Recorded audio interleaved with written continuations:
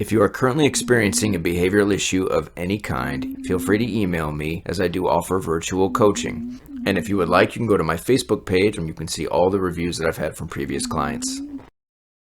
If you find the work that I do here valuable and you want to support it, there is a Patreon now available. Just $5 a month will get you access to exclusive content only posted over there. And if you would like to make a one-time donation, I have a Cash App or PayPal. I greatly appreciate any and all support. I also want to extend a massive thank you to those of you who have signed up for the Patreon. It really means a great deal. It's very humbling. I really appreciate your support. You guys are awesome. No. No. No. No. No. No. Now I want to point something out. This is what people would assume dominance is, right? They hear me say the word dominance and they assume this is what I'm doing with the dog. No, this is not what I'm doing with the dog. I'm not doing all the leash jerking on with the leash and collar. I'm not hitting it on the nose, saying no. Repeatedly, by the way. This to me is like we're just provoking the dog. All right, we're engaging in a fight the wrong way. I want to engage in a power struggle. I don't want to engage in an all-out fucking war with the dog. There's a big difference. No. No. Right. So if we're trying to build respect, this isn't the way to do it. We're not building respect here. What are we doing here? This isn't it. This isn't the way. But I'll say it again. This is what happens when you start off trying to be friends with the dog. You end up here. And then you get frustrated because the dog sees you as a bitch and won't listen. And then you resort to this shit to try to beat the dog into submission. And you wonder why the dog fights even harder. So the dog doesn't see you the right way from day one. And this is week 2. Your dog has a serious issue such as this or something related, and you reach out to somebody and they say, we'll need to take your dog for 3 to 6 weeks. To me, that's a clear sign that that individual doesn't really understand what they're doing and doesn't have the proper foundational knowledge to be able to hand socially related problems like resource guarding. In Clark's case, I was able to go from this. We just saw a demonstration of that, by the way. And remember it. That clip of him was at week 2, right?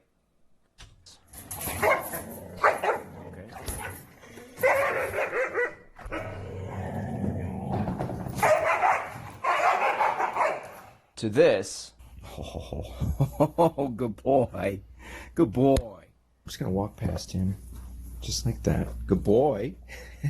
He's even been getting up away from the item and kind of moving away from it. But, you know, you could just go grab it. Good boy. Yeah, good boy. In less than 2 days. About a day and a half. His first visit with me. Day and a half. How did I do that? Would never in my world take 2 fucking weeks with a dog like this. Mine. Mine. Good boy. Out. Go. Go. Now, what did I do there? What did I do there? What did I do there? Did I put a hand on Clark? No. Welcome, everyone. I have been meaning to do this video for a few weeks now. And today is finally the day. So, I wanted to just show a comparison between what Dylan Jones' channel Day-to-Day Dog Training had done with this doodle, or the golden doodle, who was resource guarding. A problem, by the way, that it seems Thinking Canine had contributed to making this thing worse.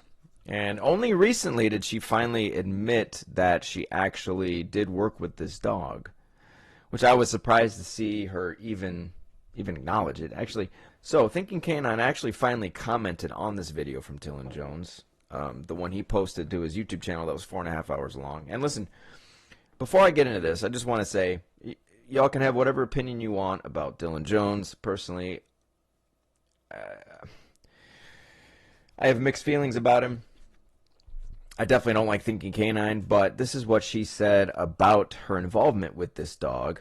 She said, "This is a dog I worked with as a puppy and then didn't see for many years. The owners declined training, stated their dog was doing well and that she could be groomed.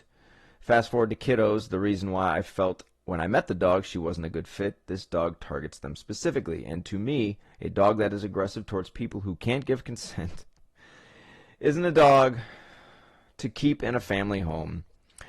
This whole thing about consent to me is absolutely fucking batshit crazy. How you cannot get consent from an animal 100% of the time. You bringing a dog into your home against its will is you are doing something against their consent and against their will. I would argue most dogs you get from the shelter, since they don't know you, they don't trust you, they don't really want to go home with you. Let alone most of them don't want to be walked out the door of the shelter by you. So you bringing them into your life and into your home against their will is an act of force. It's against their consent. So I don't want to hear shit about consent when from day one you're doing something that violates their, quote, consent. She says the dog underwent extremely punitive violent training and now is unmanaged in that home around that family. This is a dog who caused a hospital-grade injury. This is not a dog who belongs running off leash at playgrounds in the community. Would you trust training enough to risk your family? Listen, your involvement with this dog as a puppy, obviously you didn't set them up for success as the dog got older.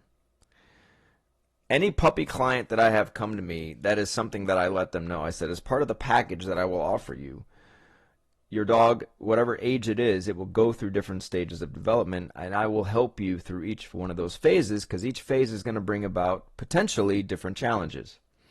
And so the goal is to help guide you through each one of these phases so we can come out on the other side with a well-balanced, well-rounded, mature dog who you've built a really solid relationship with. The right relationship, not just a good one. So how do we know that Thinking Canine didn't send them? Because I've had the dog I'm going to show you in this video, Clark. Clark's family was sent down the positive only road with Clark, and when he became a teenager, had the same issues that this family had with this golden doodle. So how do we know that your involvement with this dog didn't send them down the course that Clark's owners went down with Clark, leading to the same outcome of now this dog thinks it rules the roost, it controls everything, and when it becomes a teenager, those hormones kick in, or especially when you involve kids, if that dog believes it owns everything, well, you're going to have a, quote, resource guarder, or a dog who resource guards things, which to me, like, listen, this all goes back to hierarchy for me. If a dog believes it owns anything, it's going to guard it from you. It's basically saying, this is mine, fuck off. And if you get near me, I'm warning you, I will fucking discipline you. That's where the bite comes from. Because the dog believes this thing is mine. And if you try to take it from me, I'm going to put you in your fucking place, because the dog sees you as a subordinate. If you go the positive only route, this is what you will end up with a dog who has a particular type of mentality. So I would say she set them up for failure. That's my assumption. I don't know all of the inner workings, the small details behind the scenes. I don't know how long she worked with this family. You know, for all we know, she could have had one session with them, and maybe they didn't like it, and they went somewhere. I don't know. Maybe her involvement was very brief. I'm just saying, based on my experience with my clients, that's my best guess. But of course, then you have somebody who believes in all this, you know, dogs giving consent, which, I'm sorry, what planet do we live on exactly? When you have a kid, even a human kid, you're not looking for your kid to give you consent for everything, because there are just going to be times when we need to do this, and I don't care how you feel about it. You can whine, bitch, moan, yell, scream, cry, whatever, but we need to do it. Sorry, you don't like it, I understand, but we're doing it. That would be against the kid's consent, but you can't just give in to your kid every time it throws a tantrum. Otherwise, you're going to have problems later on in the kid's life. That kid will not respect you. But let's hear what she had to say about this real quick. Dog has been through.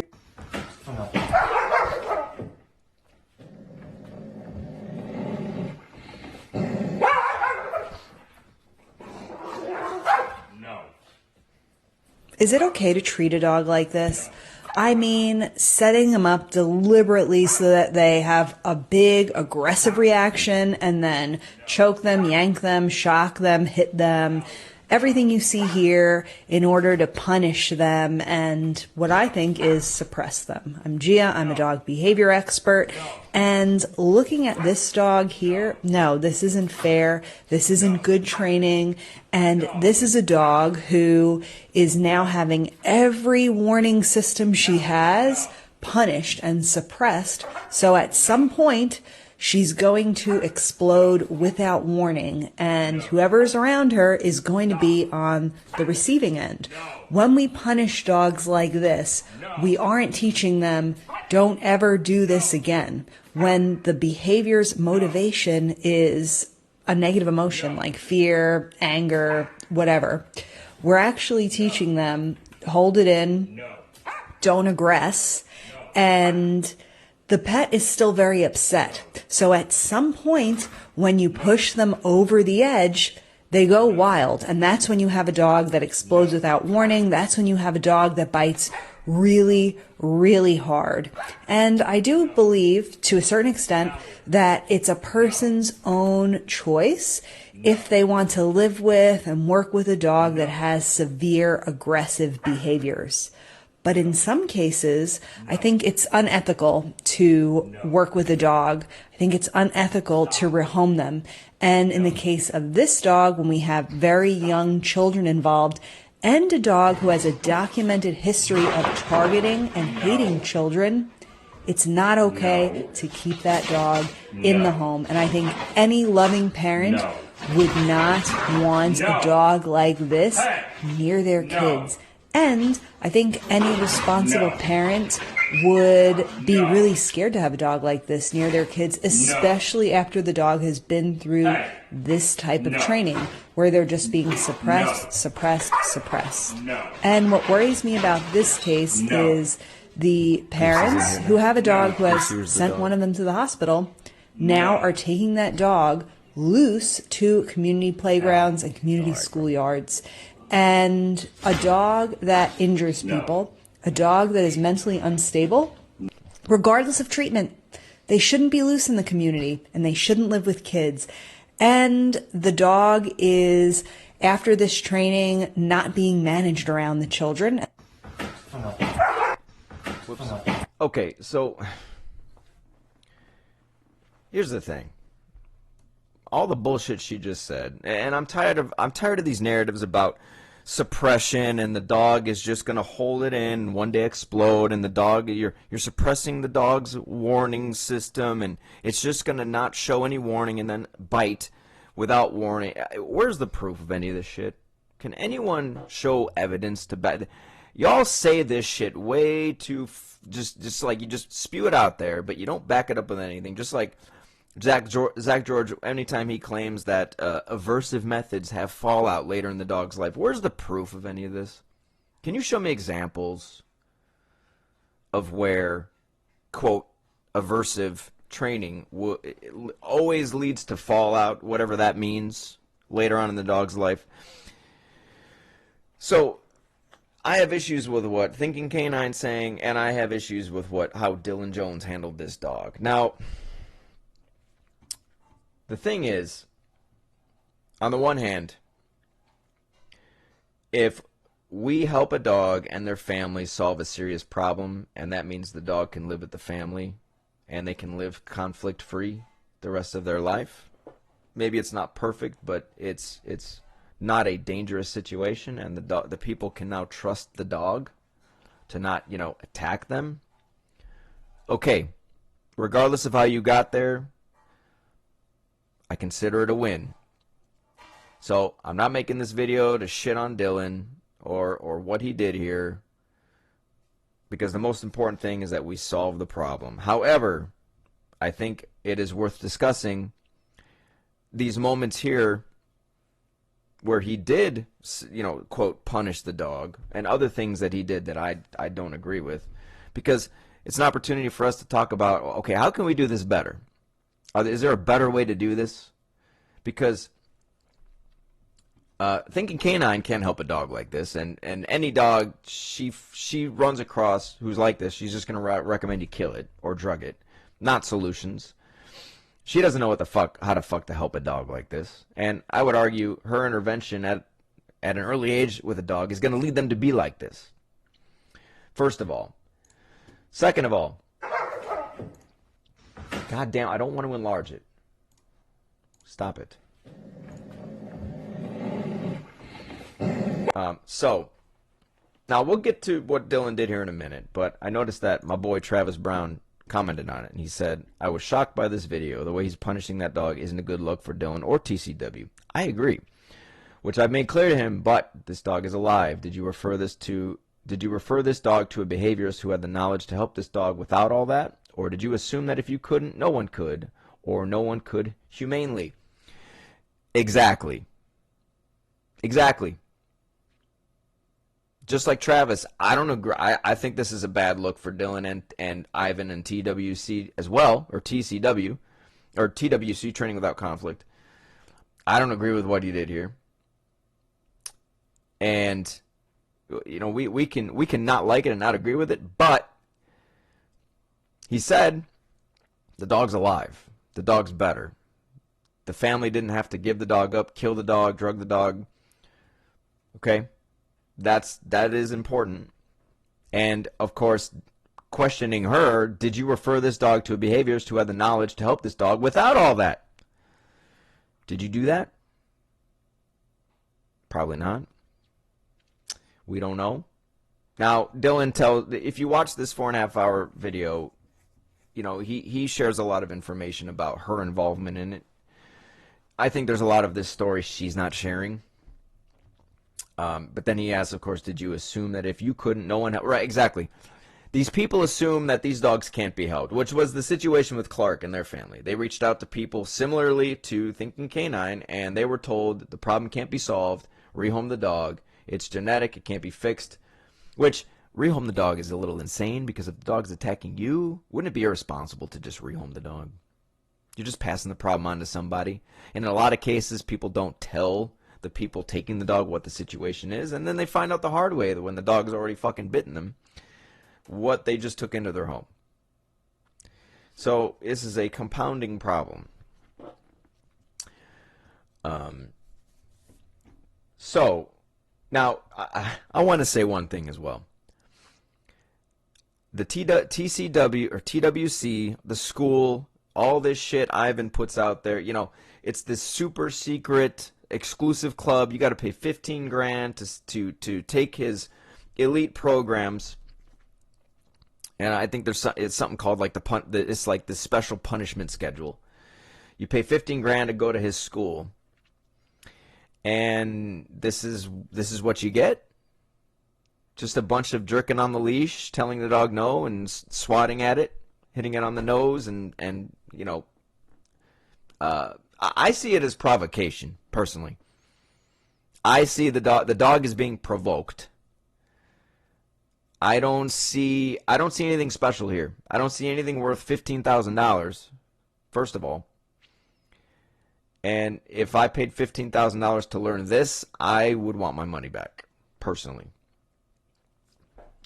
But this is not the first. So I had a virtual client once, really awesome guy, and this was before Dylan was more well known. He was still very early in his online journey or online career, whatever.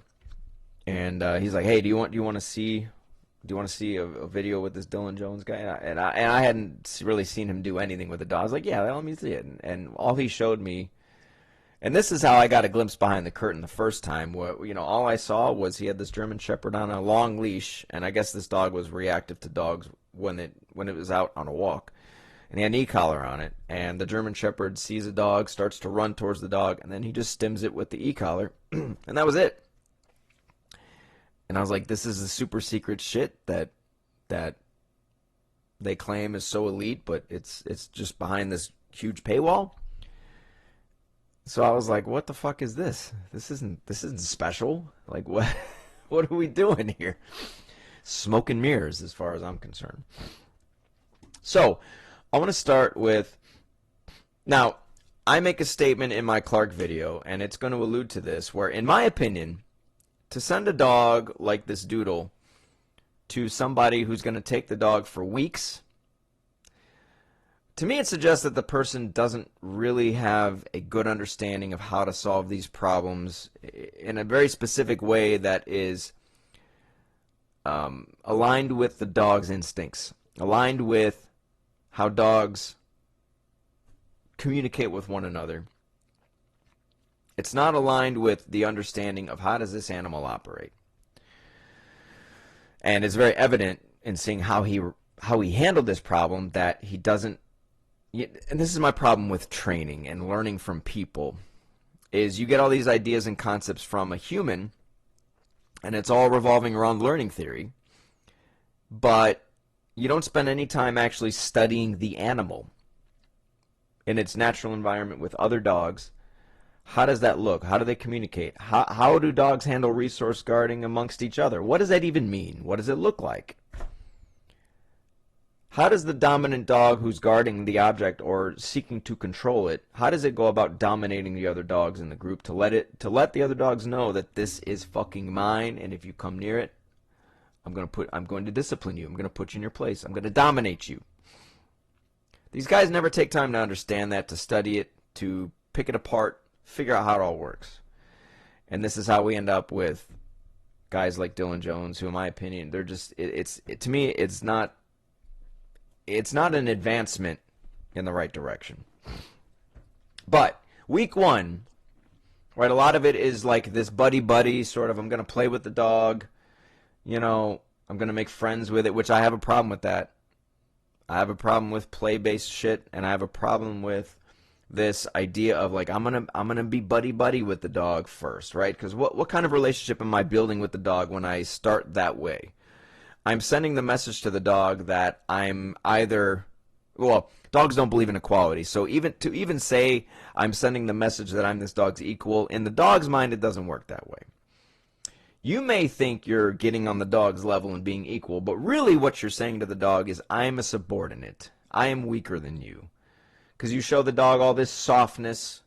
You're playing with it. You're teaching the dog, you can challenge me. It's okay. I'm giving it all this affection. I'm trying to establish the relationship dynamic of this 50-50, like, hey, we're buddies. But it doesn't work that way in the dog's head. The dog doesn't see it that way. There is no, we're 50-50, we're friends, we're buddies. Even between playmates, when dogs play, they're still figuring out whose personality is stronger. Right? Playing is like a form of mock fighting, where they're still putting pressure on one another to figure out who's got the better skills, who's the strongest among us. So they figure out the pecking order through play. So when you engage in play and trying to be buddy with the dog, if you're not asserting dominance over the dog, you're losing. You're only establishing that the dog is stronger than you. And that's, to me, what I've seen in this video is what he's done. Week one, it's all, I'm friends with the dog. I don't know if he's established any boundaries in the home. If what is the goal of any of this really? That's the question I ask, is what is the point of this? Playing with, giving affection, cuddling. How is this going to help me solve the problem around the dog controlling things? Having the mindset, the dog already doesn't see humans the right way anyway. Doesn't have a good relationship with humans. So to me, it's not going to do anything to solve the problem. And now, see, let's talk about, because I talk about positioning, right? Use all the means of communication. It's something we're going to talk about in this video quite a bit. Eye contact, body language, energy, positioning, posturing, the energy you put into your vocalizations. What kind of vocalizations are you making? All of those things, they make a difference. And so when we're talking about positioning and energy, what is Dylan communicating to this dog? Come on. Come here. See me.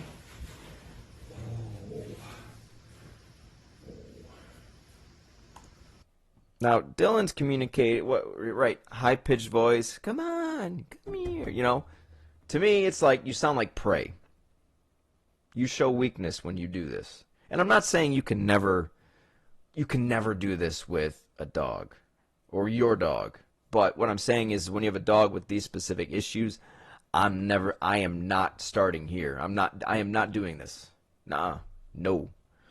And then what did he do? He was on the floor, and then he crawled over to the dog. So there's nothing about that demonstrates strength, right? Poor positioning, poor vocal tone, using vocalizations anyway. But what else? What else do I notice here? He's calling the dog to him, and she's not coming. So what does Dylan do? Rather than following through and making her do it, he comes over to her and gives her affection. So what is he saying to the dog? He's saying to the dog, okay, yeah, guess what? If you don't do what I want you to do, I'm going to come over to you and I'm going to show you supplication. I'm going to give you affection. I'm going to suck your ass. I'm going to kiss your butt, essentially. And I'm going to give you something you didn't even earn because you didn't do what I wanted you to do, which is come here. But he didn't say it in a very commanding way. He wasn't standing up. He wasn't asserting himself. He was like, come here, yeah, come here. You know, oh, you're not going to? Well, I'll come over to you and I'm going to start petting you. To me, this is like, what are we doing? It's two different, you're mixing the messages. 1 second you're telling the dog to come here, and then the next second you're going over to the dog and petting it. But I thought you wanted the dog to come to you. Now, you see, the good thing is when he does go over to the dog does show submissive body language, right? The dog gets on her side, on her back. She's kind of extending her paw. She shows her stomach. You know, ears pinned back, gaze is soft, showing the neck. All of that is submissive body language. But we're still not sending the right message, right? Which is I told you to do something and you're not doing it. And now I'm going to come over to you and give you something you didn't earn.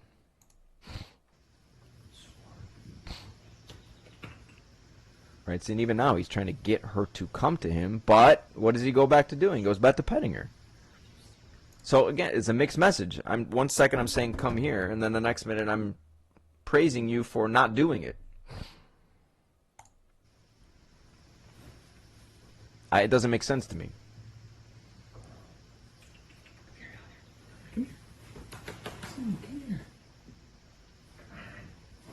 See, now, like, the dog is showing submissive signs, signals, if you will, but the dog is also saying, like, I really don't want to. No, I don't want to. Please don't make me. I don't want to. Right? It's doing it in a very soft way, but it is saying, like, nah, don't want to. He's trying to get the dog to come. So what would we do here instead? I would have just grabbed the leash and prompted the dog to get off the couch and come to me. And if the dog didn't, well, then we have to physically move the dog and begin to get it to move forward because I have to follow through. I have to show the dog that, hey, my word means something. If I call you to me and you don't come, I'm not going to go pet you. I'm going to go get you and bring you to where I want you to go. Otherwise, why should the dog give a fuck about what you say? It's not going to care about your word at that point. And again, he's showing nothing but softness here. There's no reason for this dog to see him as an authority figure. He's not showing anything that would be authoritative. Instead, he's praising and rewarding the dog for not doing what he wants. You're not going to build respect that way.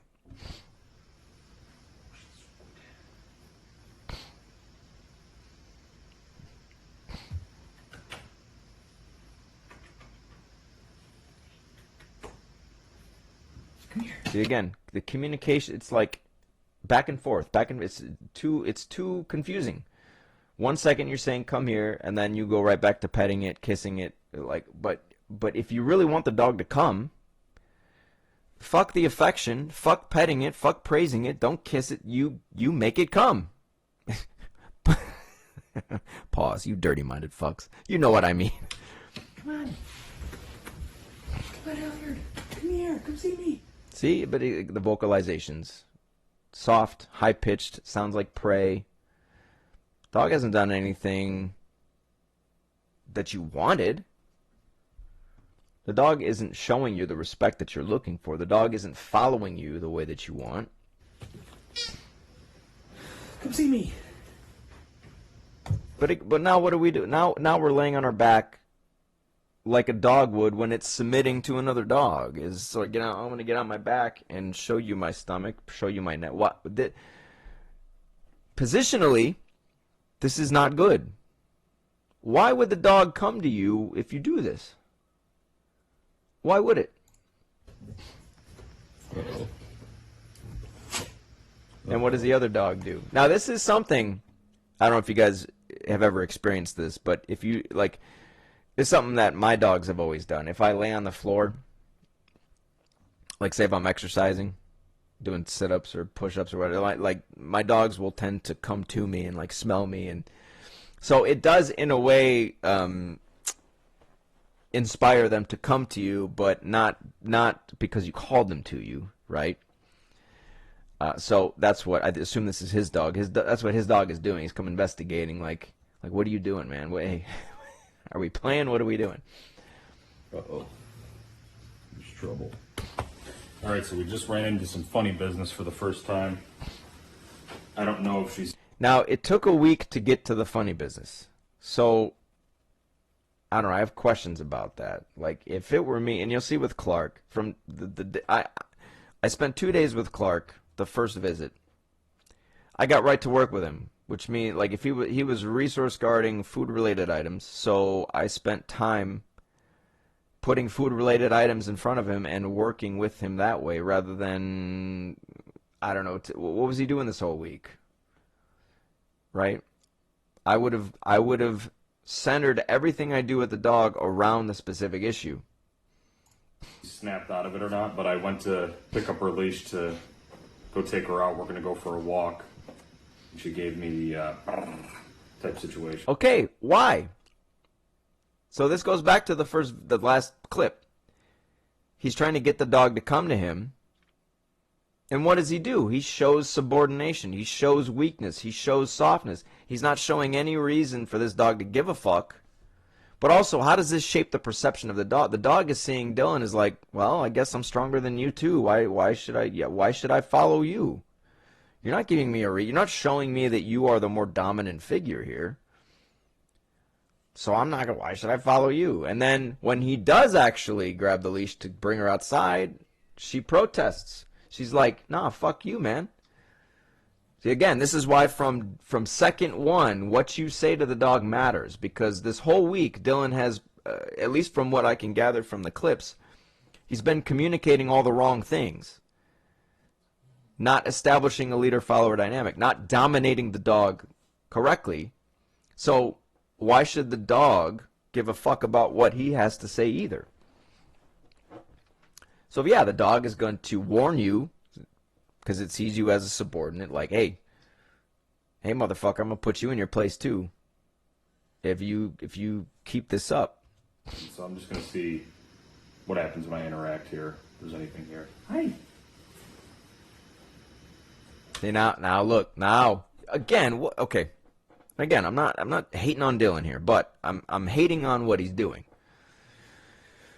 Because to me, it's just all wrong. I don't understand any of this. What you doing, girl? So he wants the dog to do something, right? Just like the last clip. But what does he do? He goes in and he starts giving affection. Now, what does the dog do right away? The dog gets tense. The dog looks up at him, makes eye contact. Now the dog is showing teeth. The dog is essentially saying, back the fuck off, dude. Back off. Now, what does he do? Dylan does make direct eye contact, but he's also giving affection when this dog is warning him. Hey, what's wrong? So, okay, big moment here. Hey, what's wrong? Again, vocal tone is wrong. He sounds like a subordinate. He sounds like prey. More weakness, more softness. And then he breaks eye contact with the dog. So, how do you think the dog sees Dylan right now? Dylan backed off physically, right? backs off physically, diverts eye contact, and he's using soft soft tone in his vocalization. Everything he's communicating to this dog is, I'm weaker than you. I'll submit to you. He's not communicating, I'm stronger than you, and I'm going to dominate you. You don't call the shots here. Why? See, so this I just don't understand. She's warning him, and he goes right back to trying to pet her on the chin, and same vocalizations. It looks like he's looking her in the eye, I think, but everything else he's communicating is wrong, which leads me to believe that the eye contact he's making is also wrong. Why? And now he's asking why. Why?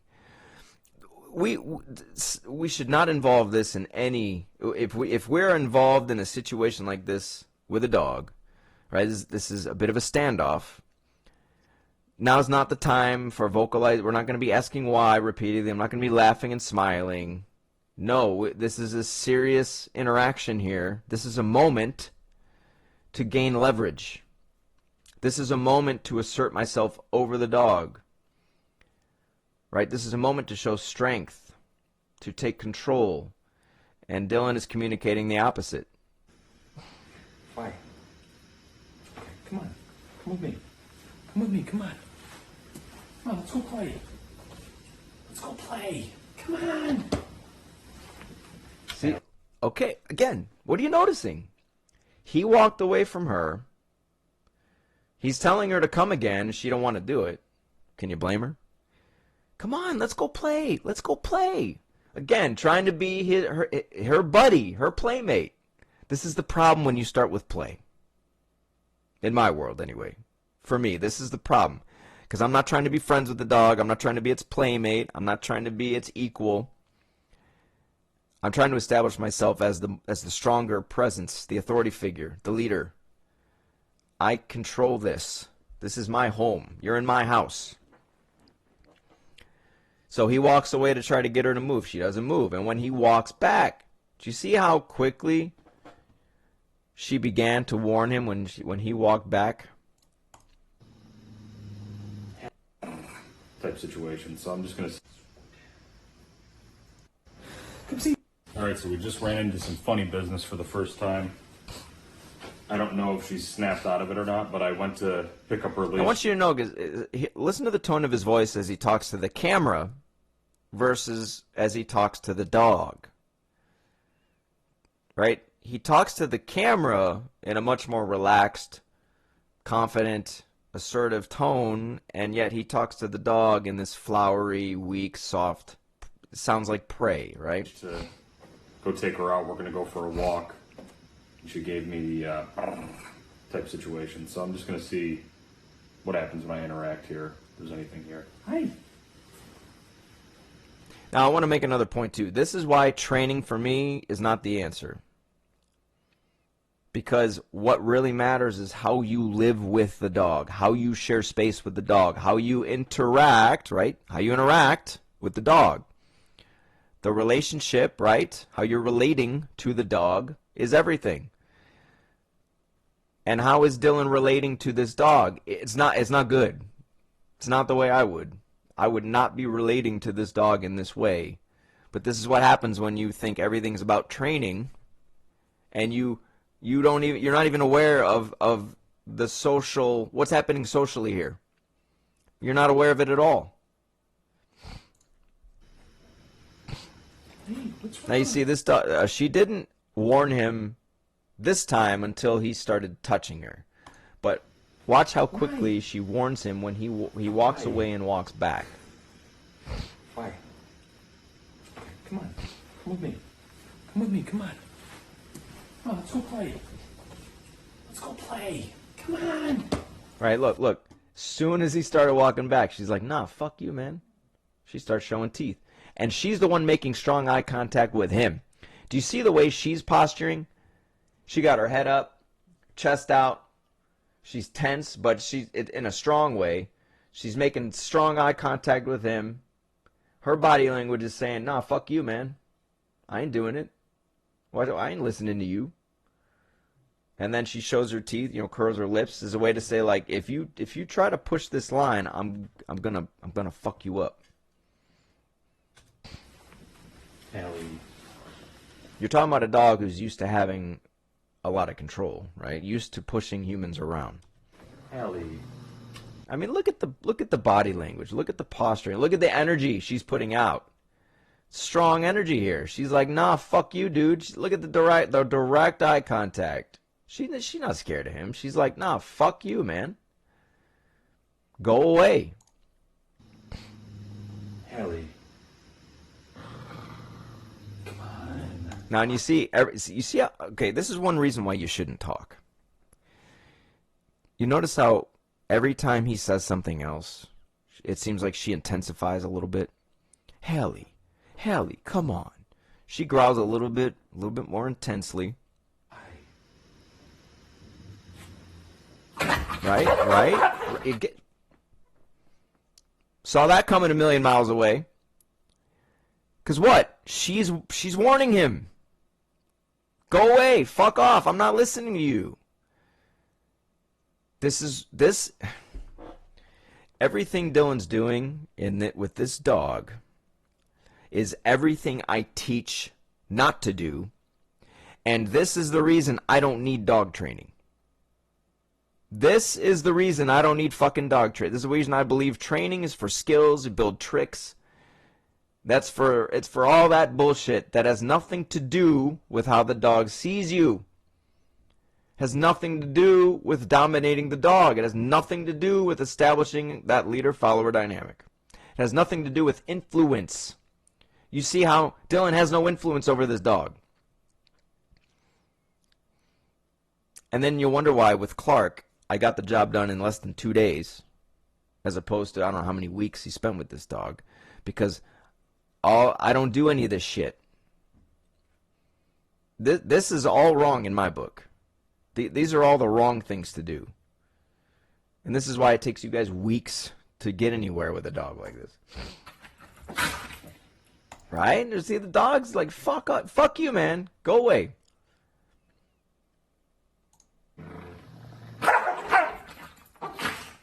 Right? Now, this is what Dylan's doing right in this moment. He's not backing away. He's standing his ground. Right? That's good. So he's not running away from her. That's good.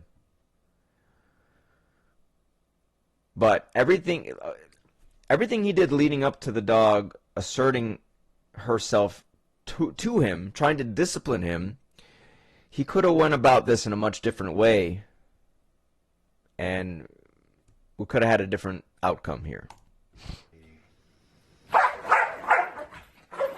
Right? So now, it's good, right? He's holding his ground, but he's retreating a little bit, moving the hand back a little bit, but then moving forward. Okay, all right. It's not the worst thing I've seen. I'll give it to him. But you want to, if you put your hand out there, you want to keep it there. You don't want to pull it back. Because even though he's standing his ground, he's still showing weakness by moving his hand forward, pulling it back. He's still showing weakness there.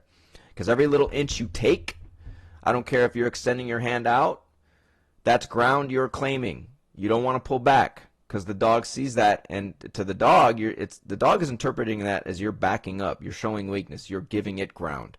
You don't want to do that.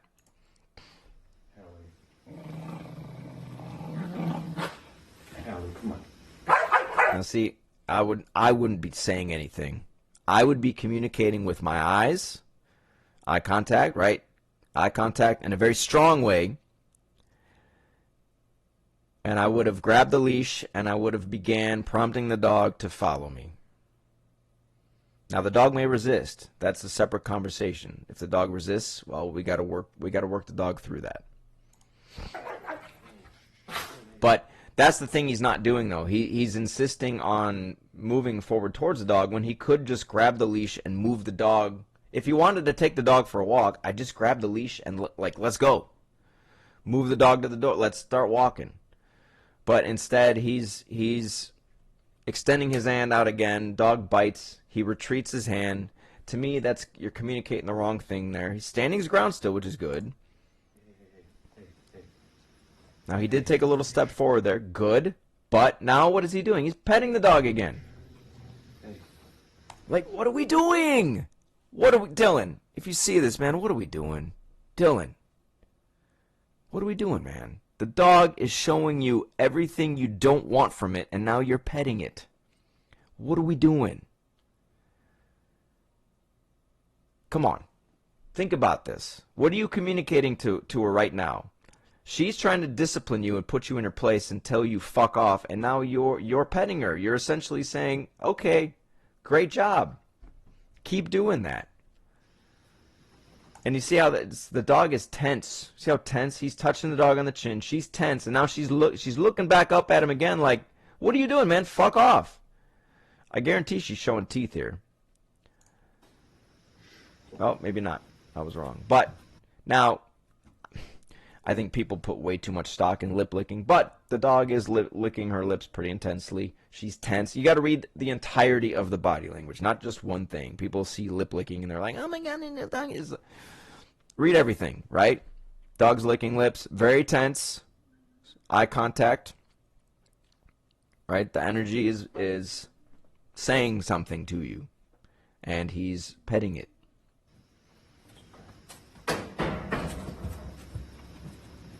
Scout, get out of here. Go. Hey. Okay. Here, honey. Okay, now good. I would have skipped all the other shit and just done that. And I think the reason he got through to the dog here is because the one thing I'll give Dylan credit for, the one thing Dylan is good at, and that he does right, is when a dog attacks him, he doesn't retreat. He retreats in little ways, but he doesn't run away. He doesn't scream in panic. Basically, what he's saying to the dog is, this has worked with other people, it's not going to work with me. All right, and that is the thing he's doing right. That's the good thing. So I think Halley was just like, well, I guess this isn't going to work in this case. It usually does. So I think that's why she's like, I guess, okay, fuck it, I'll go. So in that sense, Dylan showed strength in that regard. However, all the other shit he communicated to me, we could have just stripped it all away. We could have got rid of it. He could have got this achieved much quicker than a week. Now, granted, it does say week 1. I don't know where in week 1 this falls. I don't know how many days this is. But we could have got here a lot faster if we kept the communication clear and concise. But you see how he used the leash to get the dog, to get her to follow him. I would have just gone to that. I wouldn't have done all this shit in the middle. I would have just started to lead the dog.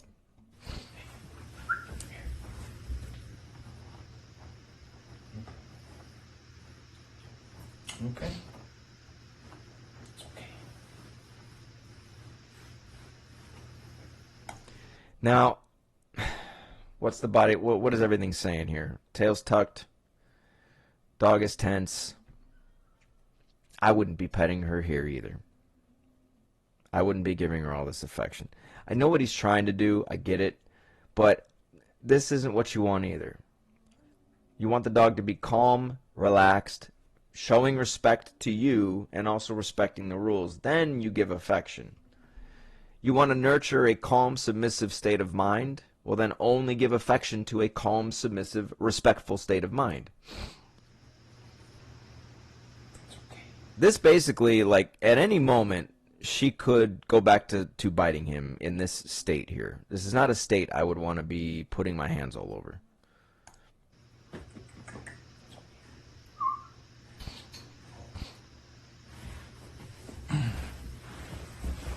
Now, one thing I may have incorrect, that may have been a problem the family had, and just to add a caveat, maybe that's something he's working on. Maybe he's trying to test her as far as can she be touched, because the family can't. So if that's the case, then okay, we'll add that caveat to it, right? Come here. Come here.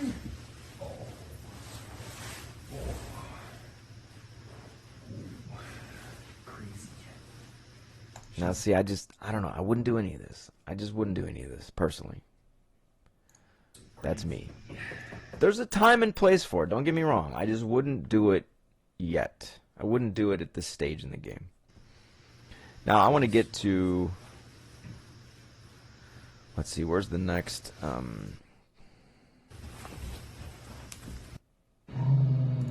Okay.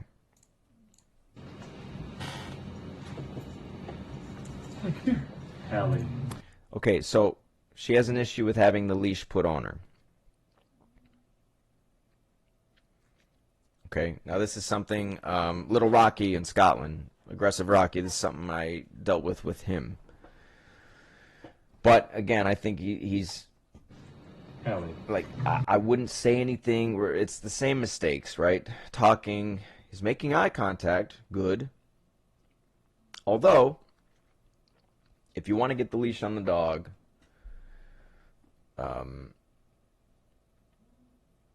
this may not be the best course of action, right? I would actually, if I'm going to get the leash on the dog, you see how he's face-to-face with the dog? I would come in a non-confrontational way, non-challenging way. So this would be a moment where I would actually give my side to the dog. I wouldn't make direct eye contact with the dog. And I would gradually take ground until I'm next to the dog. And then I would slowly work my hand up to the collar. And I would diffuse the dog every time it started to get tense and growl and say, like, you know, warn me, basically. I would baby step it. That's what I did with Rocky. But here, he's directly challenging her. He's trying to get the leash on her, but here he's challenging her and saying, you know, face-to-face, eye contact. She knows what he wants to do, and what is she doing? She's fucking warning him. And again, this is why I don't agree with all this affection, the vocalization. All of this shit communicates the wrong thing to the dog. So can you blame the dog for being like, fuck you, you weakling. Go away. Hallier. Right? This is pretty strong here. Strong eye contact. Showing teeth. Tense. But head up. Basically like, you touch me with that leash, I'm gonna fuck you up. Come on. And now he's, come on, come on. I wouldn't say anything. Dude. Hallier. And again, I don't know why he chuckles, says her name. She doesn't give a fuck about any of this. Hey. Come on, girl. Why? Hey. It's okay. There's one question Dylan asks a lot with Halley is why. And if you studied the dog and understood hierarchy, you would know why. It's very clear why she's doing what she's doing. When you have the foundational knowledge about dogs, the why becomes very obvious. So you're not going to sit there asking, why, Halley? Why are you doing? I'm your buddy. I've been playing with you for how many days? Right? I thought we were friends. Well, Halley don't see it that way. Dude. Come on. Come here. Come see me. See, now we're going... none of this makes sense to me. This is the $15,000 super secret sauce. She's growling at him, saying, fuck off. And he's like, what? No, hey, come here, come here. Trying to tell her what to do, but he's not giving her a reason to respect him. Really. Now he's sort of pleading with her. Come see me. Come on. Be sweet. Come here. Be sweet. Okay, first of all, you think she understands any of that? Why would she... Listen, you have to show her why she should respect you. It's not just be sweet. No, show her why she should fucking respect you. You haven't done that. Yeah. Come on.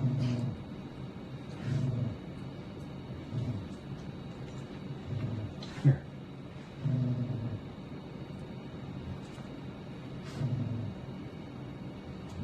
Hallier. Come here, girl.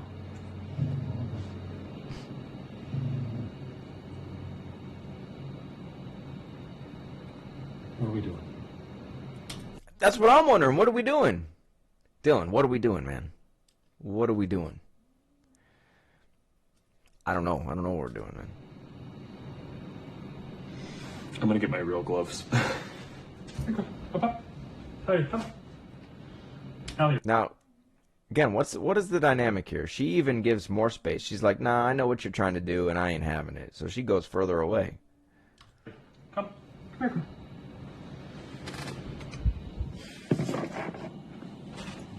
Halley. But we're back to square one. He's trying to call her. She ain't gonna do it because she don't have a reason to. She doesn't respect him. She doesn't see him as an authority figure. She doesn't. There's no domination here.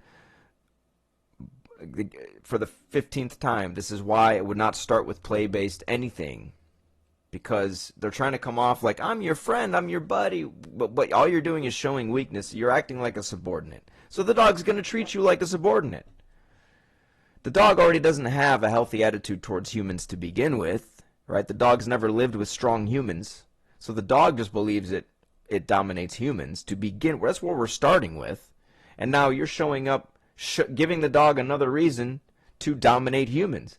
Because the dog's like, well, I'm surrounded by, you're just another weak human in my mind, so I'm going to do the same thing to you I do to all the other humans I've been around.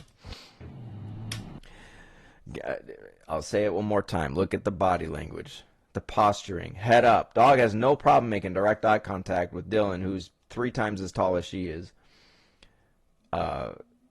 Very tense. The energy is strong. She means it.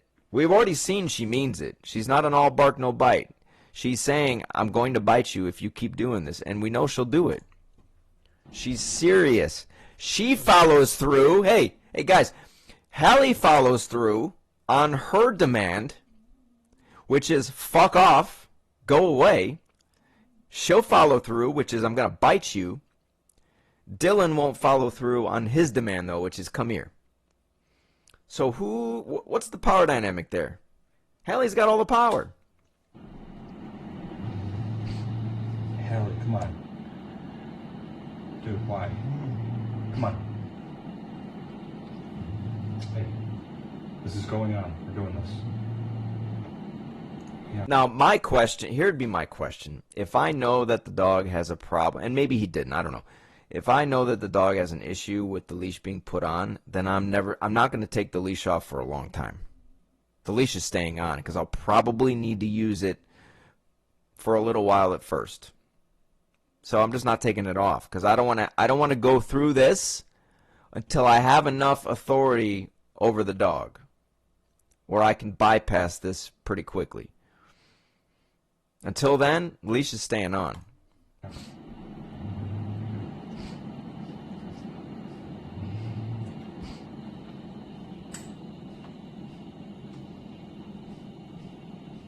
Come. Halley. See? She follows through. She's serious. Halley's not fucking around, man. Halley. Now, again, what is Dylan doing right? He's standing his ground. Now, this time he's holding his hand in place, which is good.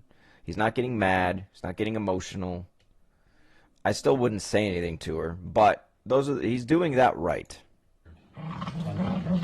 Halley. Right? You see how he's keeping his hand where it should be. Dude. But now, it looked like maybe he was starting to pet her again, which don't do that. Halley. Hey. You see, okay, now he's doing it again. If the dog sees itself as superior to you, and you do this shit, the dog is only going to continue to see itself as superior to you. It's as simple as that. Hey. And really, what do we really think of it from the dog's perspective? Dog is saying, I told you, human, fuck off, and you're not listening. You're not listening. Is this going to escalate the situation or not? Because in the dog's mind, it's like, I've told you how many times now to go away, and you won't fucking go. In fact, you're forcing yourself on me by putting your hands all over my head, which I do not want. I don't accept it. I don't like it. That's only going to antagonize the dog to further do it. Hey. Dude, chill. It's okay.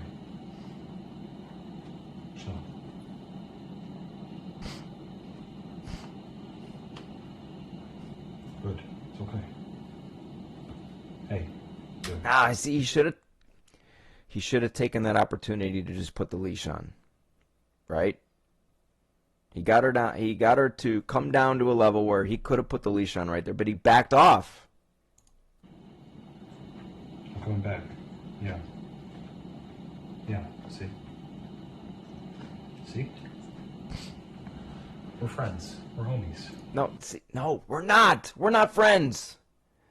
This is the problem. We're not fucking friends. Dogs are not man's best friend. And no, you should not seek to be your dog or a dog's friend. We're not friends. That's the problem with all this. That's the problem with this play-based shit. We're not friends. The dog does not believe in friendship or equality. The dog doesn't see it that way. I'm good. Come on, man. Go. I'm good. You're gonna get me destroyed.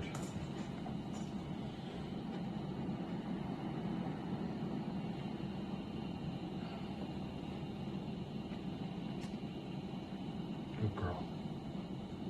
I wouldn't praise her. She hasn't done anything good yet.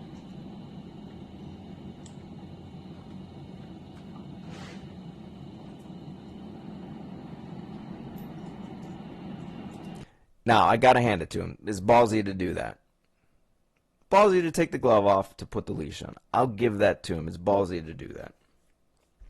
Now, I think the reason Dylan was able to accomplish this is what I said before.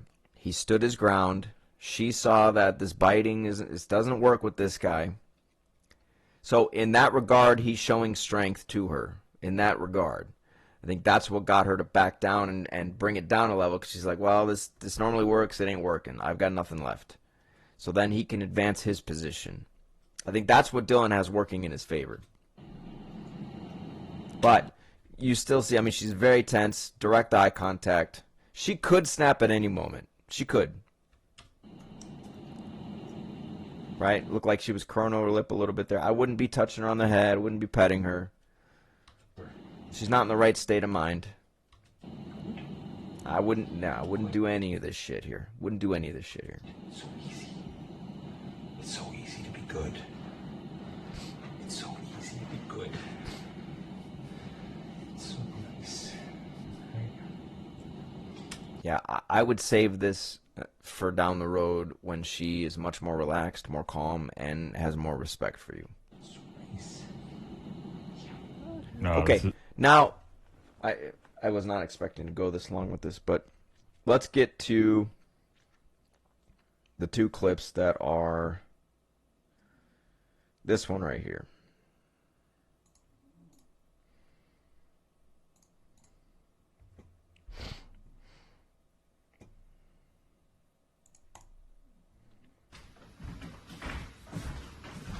Now, so, because I said earlier where I would start with this dog, if I took this dog, this is where I would start.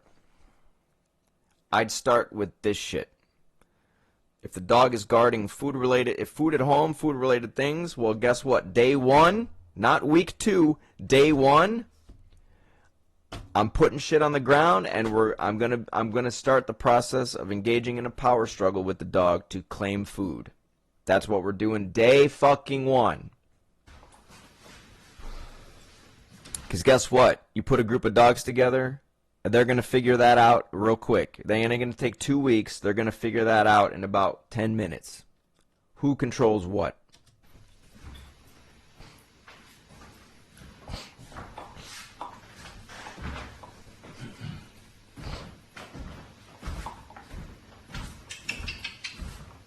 You go. Now, here's the problem with this. Is Dylan started by giving the dog this thing. If we know that the dog guards food, I wouldn't just give the food willy-nilly to the dog. What did the dog do to earn it, first of all? And second of all, if the dog believes it controls food, I'm not just going to so flippantly give the dog food. I need to claim the food first so the dog understands this is mine. We have an understanding about that. You're going to respect that this is mine, and now I'm gifting it to you. Right? If you don't do that first, then the dog is still operating under the assumption or the presupposition that this is mine. I control this. So you see how he starts to walk towards. You see how she How did her physiology change? She went from, I'm enjoying this bone, to now she's side-eyeing him. She gets real stiff. She stopped. Because now she is more concerned about him coming. She's basically like, hey, fuck off, human. This is my shit. Right? So what does she do? She's like, nah, this is mine, bitch. Fuck off. She didn't hesitate. Again, followed through. She's like, you're coming in pretty hot here. I gotta deal with this swiftly. Now Dylan doesn't have the right gloves on, but I mean that was his call, you know.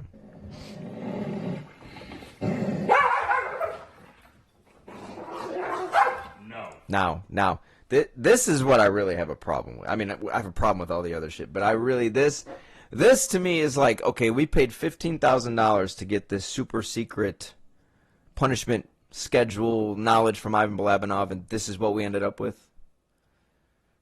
And listen, I'm not throwing shit at Dylan, but it does raise questions about, I mean, this $15,000 program that's supposed to be so elite, and this is what we ended up with? No. No. No. No. Halliard, no. No. No. No. No. No. No.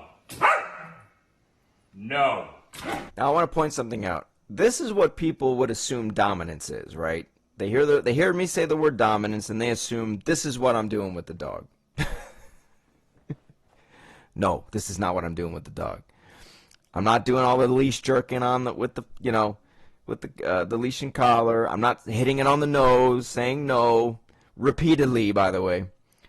This to me is like we're just provoking the dog.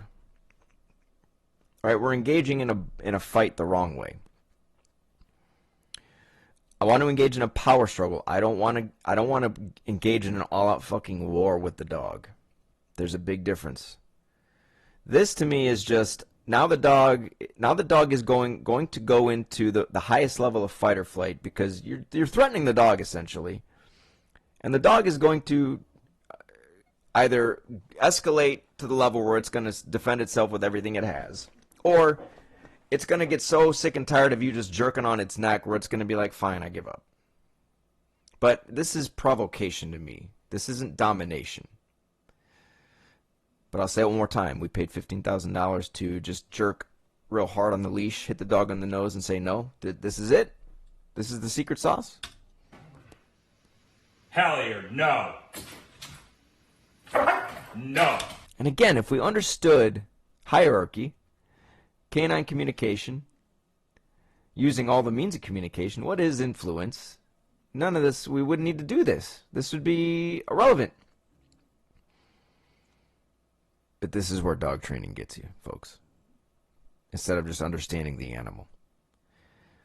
Because Dylan is approaching this from, I gotta punish you until, quote, training, punish you, learning theory. I gotta punish you until you stop doing what I don't want you to do. And the dog's like, fuck you, you weak human. I'm sick of you invading my space, putting your hands all over me, and now I'm trying to eat something, and you're trying to come in here and take my shit, and I don't respect you. You're not an authority figure. So fuck you. And now the dog is just like, man, I wish I wasn't attached to this weak human with this leash. Because I would try to fuck him up. The dog believes it's at the top of the hierarchy, and you come along and you challenge it like this in the wrong way. You should challenge the dog. I'm not saying you shouldn't, but in the wrong way. And we're just making it worse. We're just provoking the dog. We're not. It's a mess. It's all over the place.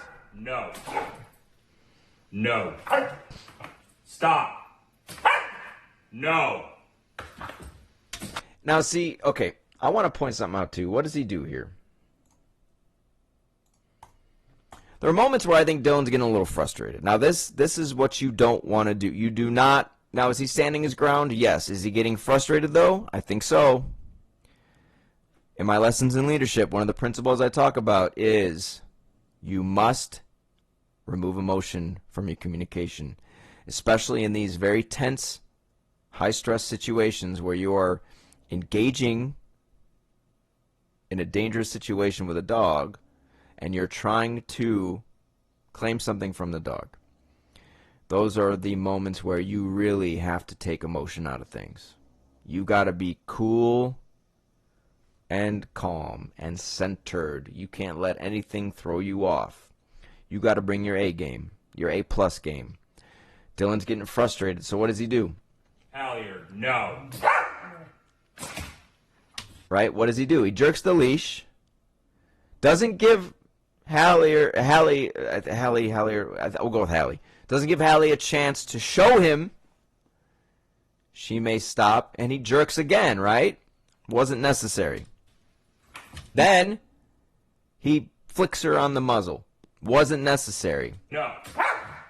Then he jerks her on the leash again.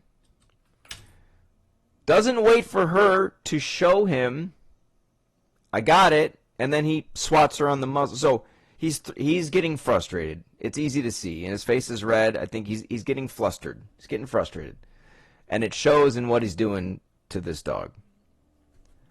Because he's not giving her a chance to process what he just did.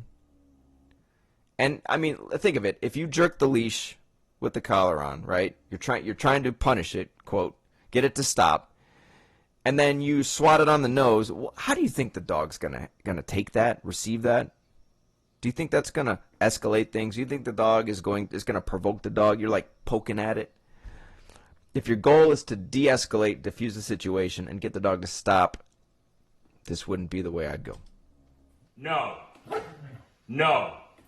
Right? What does he do? He swats, says no, doesn't give her a chance to show him, and then he goes and swats her again. And then jerks the leash again. She didn't do anything.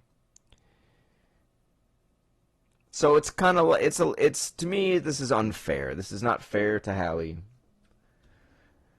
But he's getting frustrated, and it's showing. No. Right? Puts his hand in front of her face. Just because she bites, he jerks the leash again. No. But what do you expect her to do? When you put your finger in front of her face, do you think she's not going to bite it? You're provoking her. This isn't even about the bone anymore. You notice the bone is over here. We haven't focused on the bone since we started this. So this whole dynamic is fucked up. It's off. The focus is not in the right place. We should be focusing on what's happening around the item, not that the dog is biting and I don't want it to.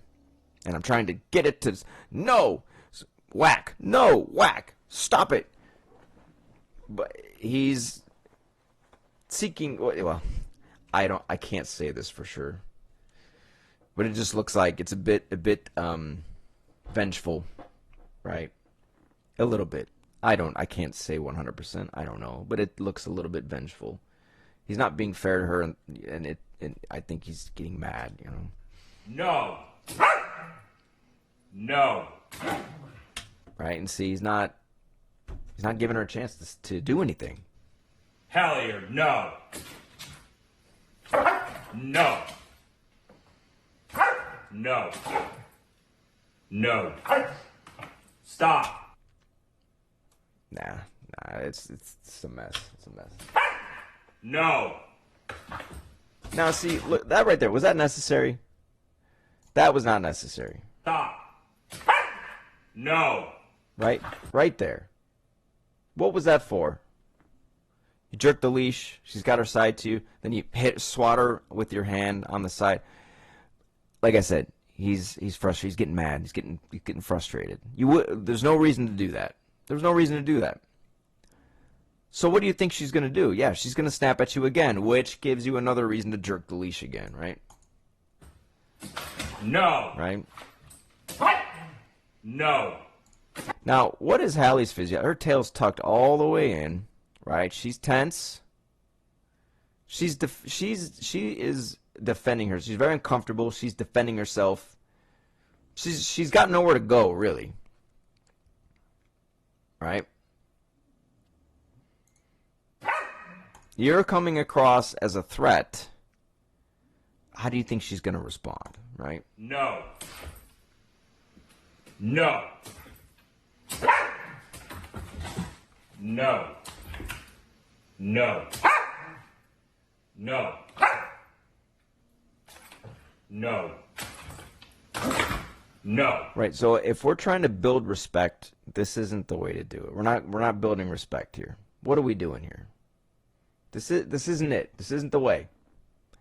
But I'll say it again. This is what happens when you start off trying to be friends with the dog. You end up here. And then you get frustrated because the dog sees you as a bitch and won't listen.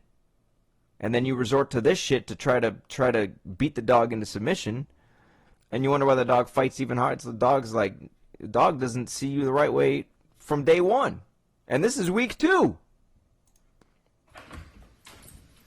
No. Week 2. No. No. Right, like, come on now. We're hitting her in the head. Like, what are we doing? Come on. No. And really, where does this end? Where does it end? Halley. Where does it end? No. No. No. No. No. No. Do we think, like, did Ivan teach you this, Dylan, to swat on the, like, where did you pay $15,000 to learn how to swat dogs on the nose? Like, what are we doing? What are we doing, man? That's why I think you're angry and you're frustrated, because you're ticking, you're provoking, you're just being like, fuck you, Halley, fuck, you're not good. Stop. No. Stop it. No. Yeah, see, what is she doing? What, 'cause she's curling her lip at you? Can you blame her? I mean, it almost looks like he's trying to see if he can swat her on the nose without her reacting or her biting. Which, why? Why? That's enough. Halley.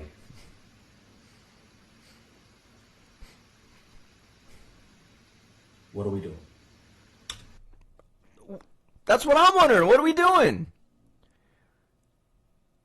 What did you do at the TWC school? Is this what they taught you? That's what I'm wondering. What are they doing over there? No.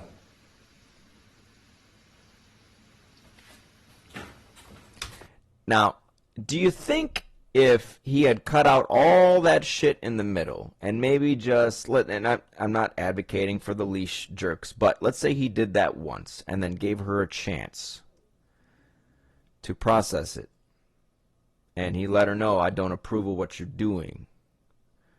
Is there a chance maybe she could have come down to that level, like, way quicker? Probably.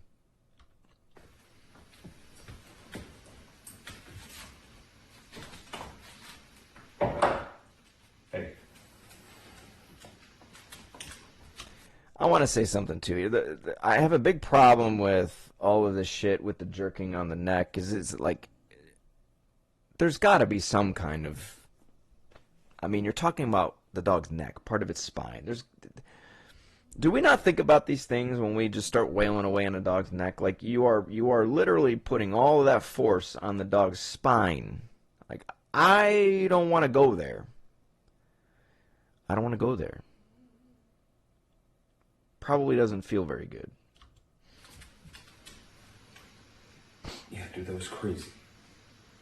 It was crazy, but Dylan, come on, man. We can do so much better than this.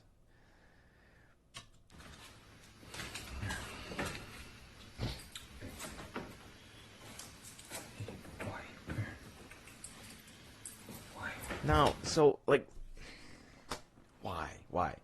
I would see, he put this to the side, but this whole scuffle was about this, and now we're just setting it aside. Why? No, we got to get back in this. That's what this was all about.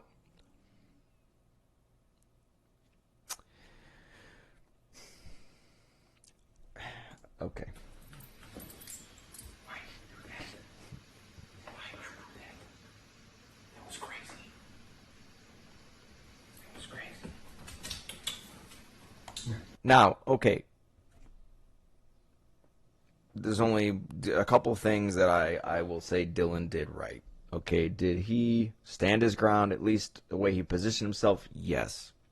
That's about all I can say about it. Sorry. Ooh, hold on. Did he, after it was said and done, did he bring himself down and not take it even higher? Yes. Okay, I'll give him that.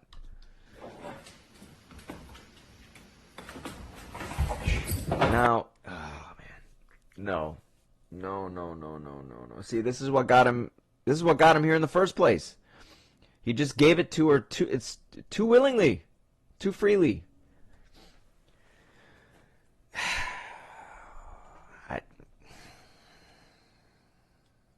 I wouldn't have done that. No.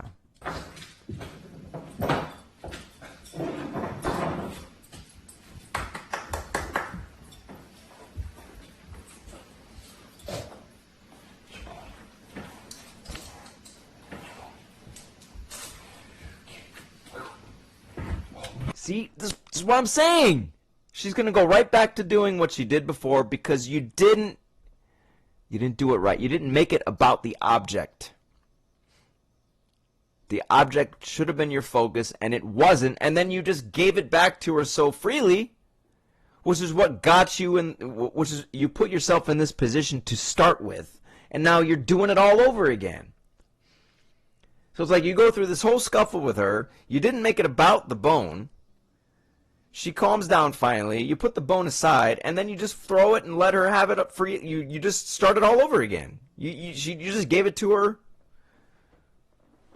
willy-nilly once more. And now is it any surprise that she gets it in her possession again, and now she's going to go back to doing the same shit she did before? It's no surprise to me. No surprise to me.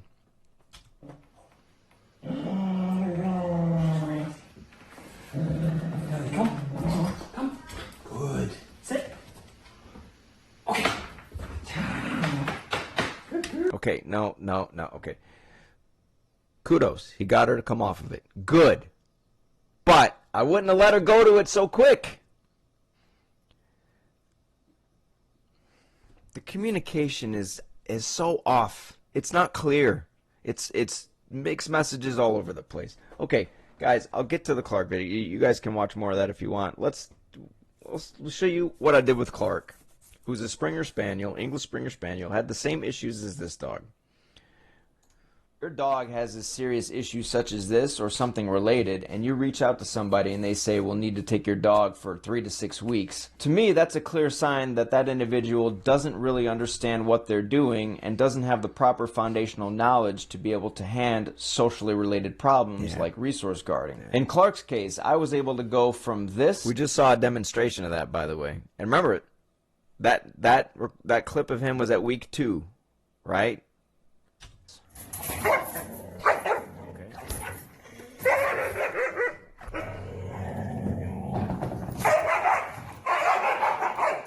To this. Oh, good boy. Good boy. I'm just going to walk past him. Just like that. Good boy. He's even been getting up away from the item and kind of moving away from it. But, you know, you could just go grab it. Good boy. Yeah, good boy. In less than 2 days. About a day and a half. His first visit with me. Day and a half. How did I do that? Would never in my world take 2 fucking weeks with a dog like this. But what did I do? My hope with this video series is that people will be able to see that resource guarding can in fact be resolved if approached correctly, and maybe his case can serve to shed some light on the truth that dogs are social creatures, they operate within a dominance hierarchy, and the very important role that dominance plays in all of this. Now, I want to point out in that study, one of the tests they did, they had a set of lab-raised wolves and lab-raised dogs, and they gave the wolves and the dogs 2 tasks. Now, one of the tasks was they put a wolf who was deemed to be a less higher up in the ranking, and a wolf who was more of a subordinate, and they put a dog who was perceived to be higher up in the social order with a subordinate dog. And what they found was that with the dogs, there is a very strict linear dominance hierarchy in that the superior dog is going to assert itself to the subordinate, and that subordinate is not going to dare challenge the superior dog. So the more dominant dog is going to dominate and claim ownership, possession over the food.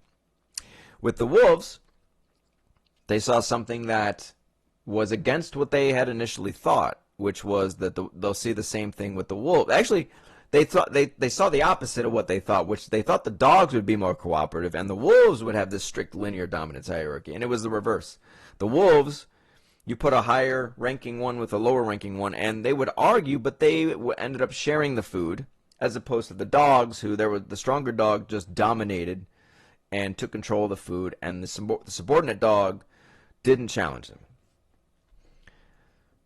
So now, let's apply this understanding to our interactions when it comes to dogs who seek to possess and claim and control food. Now, I start this video with Clark. I say, I will show you the interaction that took place which allowed me to claim an item from Clark. This is all about power dynamics, dominance, and communication. I am changing the way Clark perceives me. This is an exercise of gaining respect. How do I do this?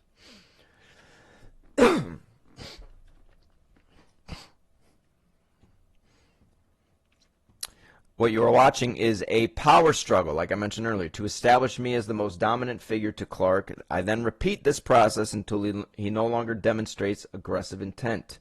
This is about strength of personality. Okay, here's a good opportunity. Now, this was the first day Clark stayed with me. And what Clark would do when he wanted to possess something is he would grab it and then he'd run away with it. So I had my shoe inserts, you'll see on the floor here, and he went over there and smelled and wanted to take one, so he grabbed this. And so I knew, okay, we're in for a bit of a tango. So what did I do? Because he just took something. Mine. Right. Now, what's the difference here? Now, when Clark came in, I didn't start with all this flowery, I'm your friend, let's play. I didn't start with any of that shit. I started by telling him what the rules of the house were, establishing boundaries, and communicating that you are in my house. I control things around here. I'm the dominant figure in this environment. But Clark didn't see me as an authority yet. Clark does not respect humans in general, so we still have some work to do. So Clark saw something he wanted to possess, and he's like, I'm taking that. So I initially started with, because we had done a session, and I was beginning to teach him what the word mine means. So he had some understanding of what that word means. But I wanted to continue down that road of, I want him to really make sure, I want him to truly know what that word means. So I wanted to see if I assert myself and tell him that's mine, will he drop it? But you hear the way I'm saying it. I'm saying it very forcefully. I'm saying it in a very commanding way. Right? The strength of my personality coming out in my vocalizations. But he's not going to drop it. Mine. Right? So, what do? Now, mind you, Clark isn't on a leash for any of this, which is important. I go to use my foot. I have steel-toe boots on, so in case he does bite my foot, it's like whatever. I go to claim the object by putting my foot on it. But I missed my moment. I put my foot near the wrong one, the one he had in his mouth. He went away with it. Just took something he's not supposed to have. Let's see how this goes. Put the gloves on. Mine. And see, this is to the video I just made talking about him wanting to get in the kitchen, because this is really what he's trying to do. He's looking for something about control. Mine. It's an excellent test right here. And it happened organically. Mine. Yeah, I love it because I didn't just give him something willy-nilly. This is something he found on his own. Like, I didn't just throw the bone at him. Like, here, have it. No, it doesn't work that way in my world. He found something he wanted to possess, and so now I have to claim it from him. So if we approach this from the understanding of hierarchy, if I'm the dominant figure in this home, and I allow Clark to run away with something that's mine, what message am I sending to Clark? I'm saying, Clark, yeah, you can have what you want here. You can control my shit. I'm not going to challenge you for it. So that puts me in a position of subordinates below Clark in my home. Doesn't work that way. So this was a great organic opportunity to claim something from him, to establish authority over him, to dominate him the right way so I could get him to respect me. So let's see if he'll drop it. Mine. Now my vocalizations aren't working, which, fine. It's important. Now, there's a few things I want you to take note of. I'm pursuing Clark, right? Clark is walking to the back of the corner. Good. I've got him in a little space where he can't go anywhere. Now, how I move next is very important. So I take my time. Right? I don't just advance and try to grab it. That would be very stupid. That would be unwise. I have to slowly advance my position. And so you'll see me take my time, and I'm gauging Clark so I can decide how far should I go, how much force should I apply, how much pressure should I put on him. Right? I'm figuring out the little chess match we're having here. We don't push him too quick. Mine. Right, as I say here, I don't want to push him too quick. Mine. And don't worry, I'll turn the light on here in a minute. It'll be much easier to see here in a minute. Okay, that's good. Clark. Mine.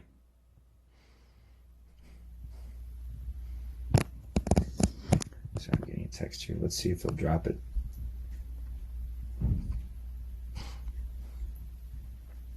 Mine. The fact that I got my foot here and he's not doing what he normally does is good. Yeah, so what I did, you can't see it yet, but when I turn the light on, you will. My foot is right here. So I've advanced my position right here, and I'm holding my ground. Right, but I'm staying very calm. And you notice how I'm keeping Clark very calm. Right? I don't need a leash for this. Keeping Clark calm. I don't want to escalate things too quickly. Right? And if you watch how dogs do this with one another, it's a very similar process. They don't advance too quickly. I don't want to rush this, though. Yeah, you don't want to rush it. Mine.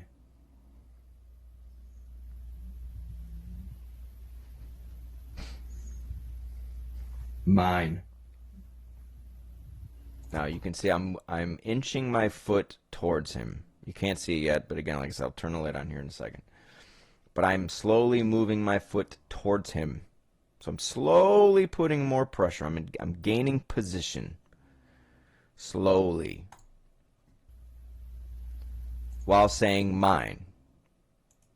So what am I communicating to Clark? I'm communicating, hey, I'm coming to take, that's mine. I'm coming to get it. But Clark doesn't respect humans. So I have to show him why he needs to respect me. So this is where the strength of personality comes in. I'm going to claim it from him in a specific way that shows strength. But I'm going to do it in a very calculated way. Very calm, but forceful way, but I'm going to do it slowly.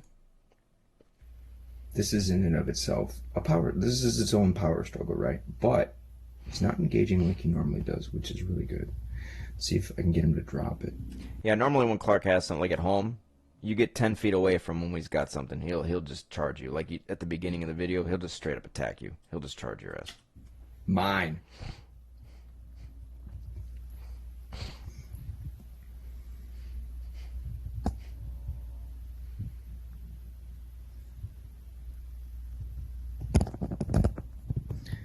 The lighting's bad, so of course it's out of focus. Mine.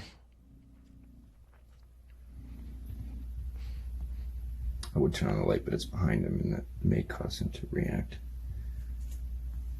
Mine.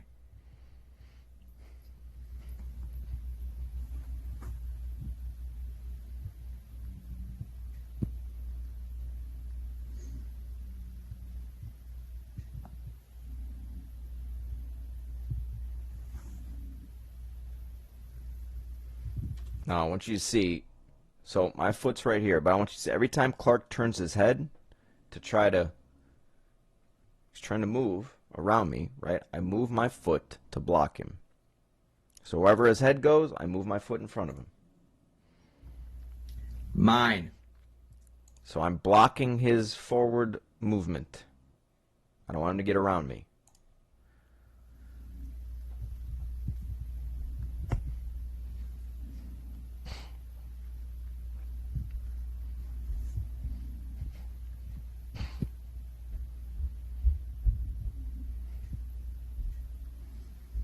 I'll wait all day if I have to, Clark.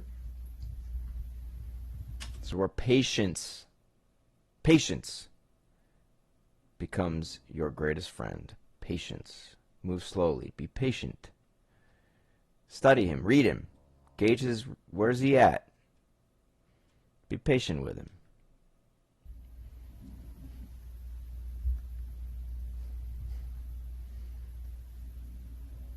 Mine. But I want you to always notice something. We're mirroring each other, right? It's very important. We're mirroring each other. So Clark is very still. He's also very calm, but, right, there's tension here. He's calm, he's very still. I'm very still. He's not moving forward. I'm not moving forward. We're at a bit of a standstill, but we're mirroring each other at this stage.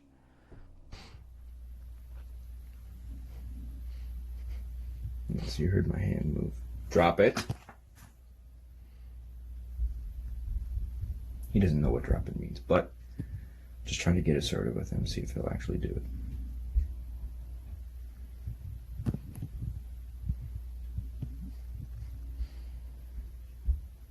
Just going to stand a little closer. Okay, my mistake. I was looking at the shadow here. I thought my foot was there. I guess now I'm advancing. So my apologies. It was my mistake. Now I'm advancing forward.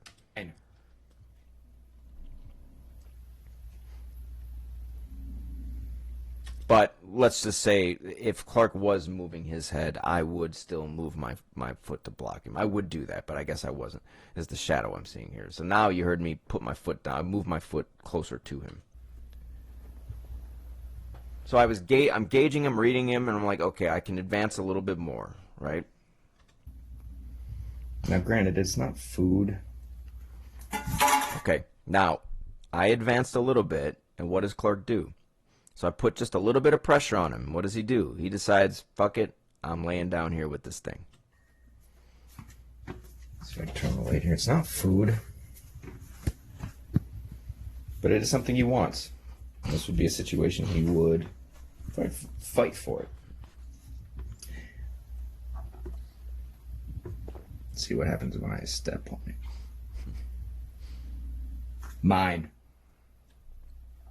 Now look, I'm slowly advancing my foot. I'm going to use my foot to claim this object. So I slowly advance my foot, but I want to see what is he going to do? When I put my foot near the object and where his face is, what is he going to do?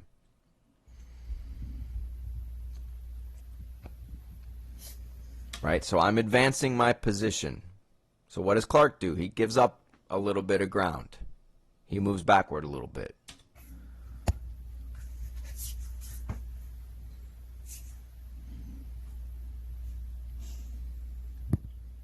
He's doing pretty good, I gotta say. All right, so Clark is actually retreating a bit, but he's still maintaining control of the object. So I'm gaining ground, but I haven't gained control yet. Still pretty good.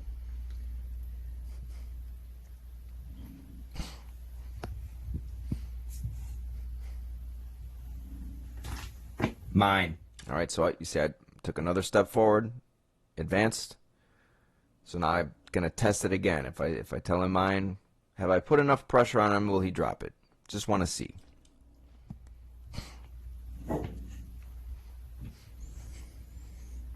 see if he'll set that down again.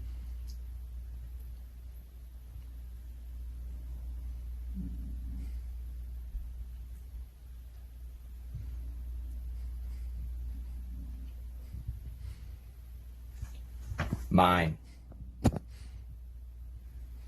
See him just slowly taking ground. I don't want to do anything which would cause him to suddenly fight. Right? I'm testing it here. But the good news is, I mean, I'm right in front of him, and he's not. You know, before he would try to bite you with the thing in his mouth. So this is definitely progress. Now, granted, it's not food. So it's not quite the same level, but he wants to possess it. Okay, now I've got my foot on it. So I've gained position, but now I've gained some control over the object. All right, good. We're getting somewhere now. Okay, now here's where I take control of it. Which is me. So he's trying to pull it, but he can't. I've got it. He's stepping on it. Mine.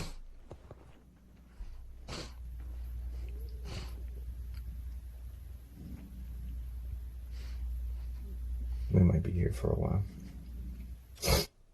You got a plan for that. It might be here for a while. But this is the game right here. You want to do it without a leash? You want to do it without jerking on the dog's neck? You want to do it without repeating, no, slapping the dog on the neck? Well, you're gonna need to know how to play this game of chess. And you're going to need to be patient, because it may take a while. Which is okay. This is necessary.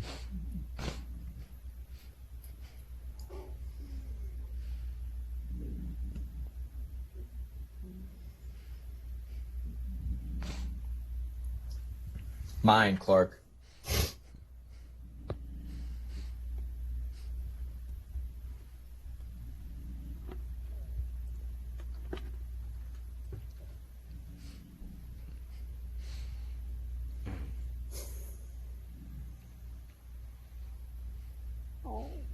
I'm hoping I don't run out of room.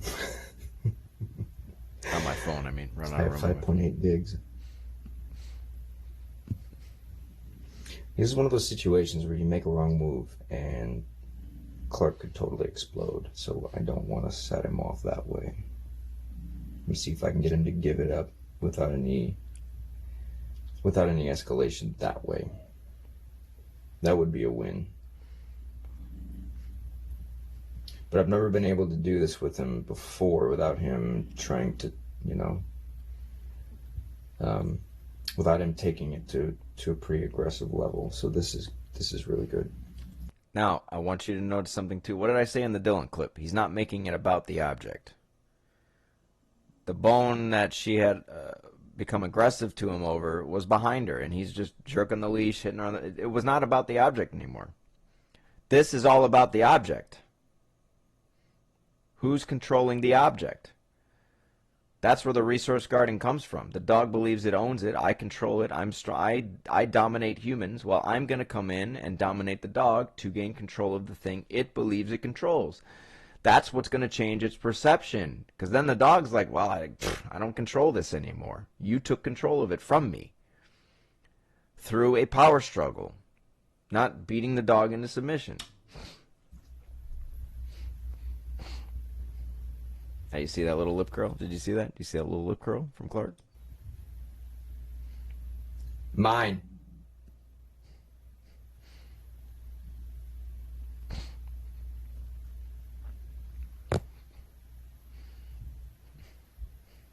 He looks pretty dug in there, like he's not gonna move. So I'm gonna advance forward just a little bit. Mm-hmm. See, mine. A little bit.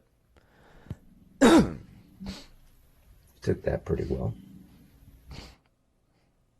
What are we doing here? Come on now. What is this?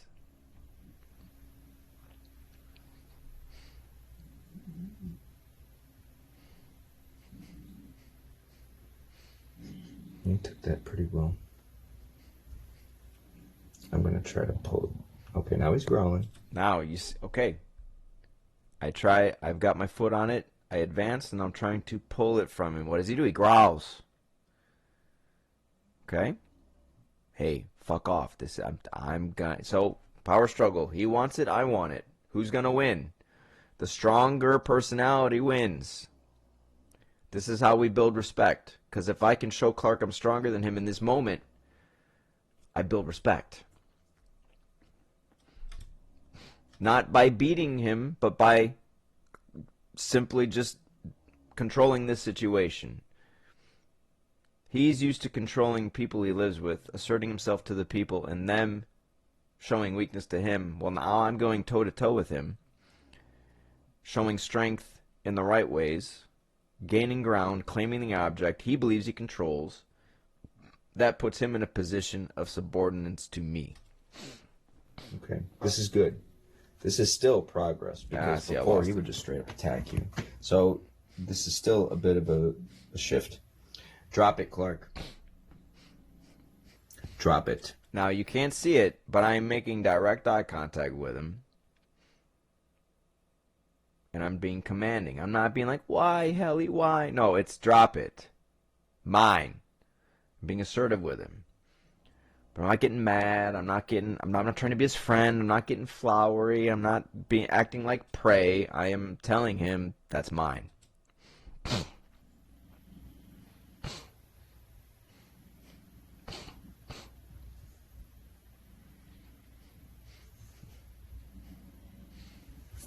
Mine. Now you see, I shift position to block him. Because he sees looking, I look like he had the idea of like, well, maybe I can move past him. So I'm face to face, I'm confrontational with him, right? I'm making eye contact with him. I'm standing up. So my body language is I am asserting myself to him. Positionally, I'm right where I need to be, right in front of him, face to face, and I'm making direct eye contact with him. Everything I'm saying to him is saying, that's mine, and I'm taking it.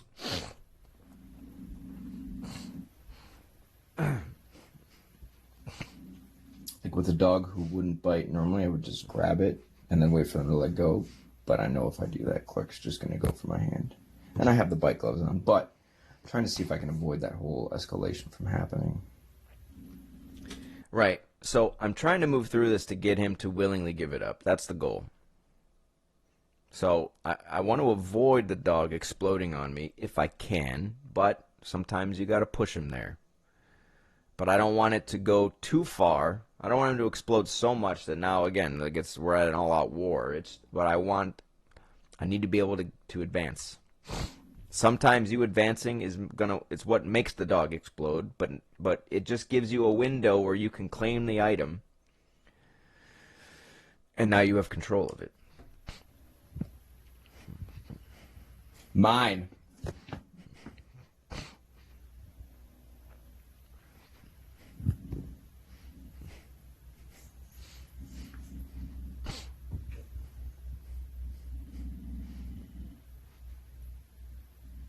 Mine.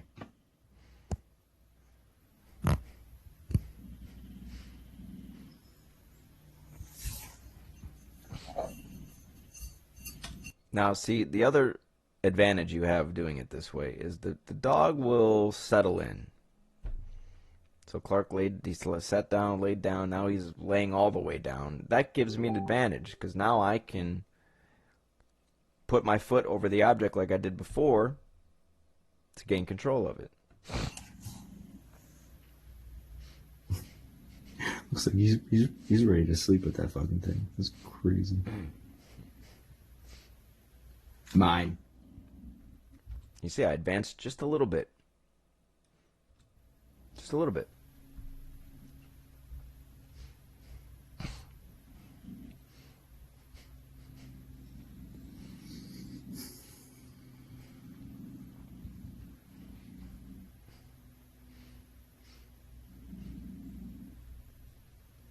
It's crazy. I can hear Goose snoring in the background. She's all the way on the couch.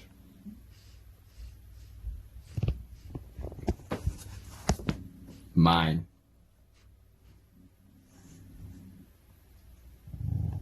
There's the ground. Now, you see I advanced a little bit more, although this time I believe, if I remember, I picked my foot up, and I'm now moving my foot towards his mouth where he's got the item, and now you hear him growling. Mine. Now you see, look, pay close attention. He's now looking up at me, but he's reading me. See how he's looking me up and down? He's reading me. You need to know they're always reading you. That's why everything you put out is important. Everything. Eye contact, body language, energy, posturing, position, all of it. They're reading it. They're taking that in. That's why using all these high-pitched vocalizations sounding like prey, laying on the ground, they're reading all of that.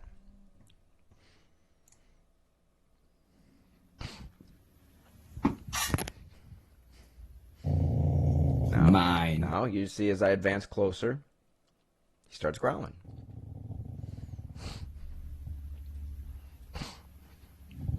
But he's reading me. He's reading the situation. Mine.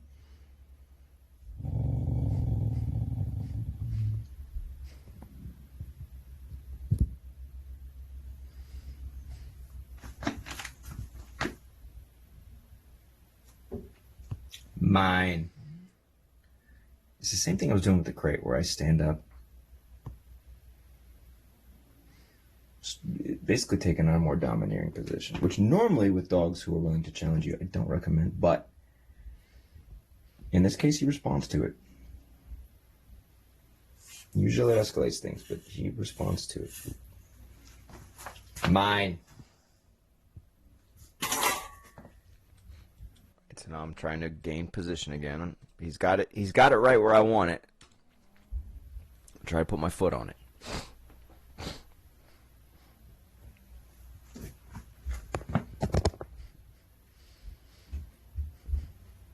Mine. Just like that. So now I've gained control once more. But you hear he's growling again.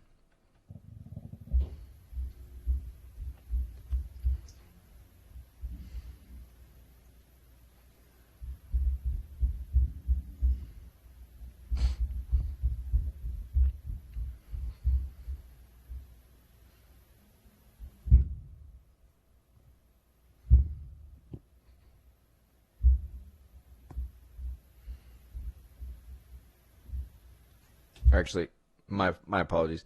I had my foot hovering over it. He started growling, so I stayed there. Now I'm lowering my foot onto it. Okay, yeah, so now, with that movement, right, Clark pulls away quickly. So now I lift my leg up. So now I'm responding to him. He's moving quicker with it. So I have to move in kind. I got to mirror him. So now you see, I've got my foot right I'm touching him, toe to toe with him, face to face. I'm not backing away, but he just took it up a notch. He escalated things a little bit, so now I have to match him there. Mine. So now I'm getting more assertive with him, but I'm also using my body to challenge him. So this is where I'm touching him. I'm actually touching him and he's not escalating. Mine.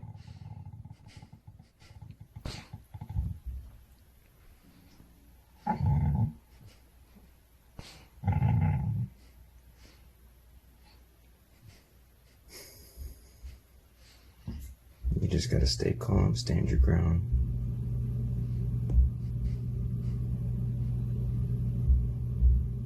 Sucks too, because my leg's getting tired, you know.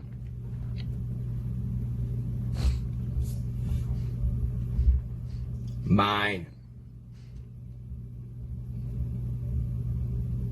Now you see, I'm trying to get him to just drop it willingly. That was my goal, but I'm seeing that probably isn't going to be an option.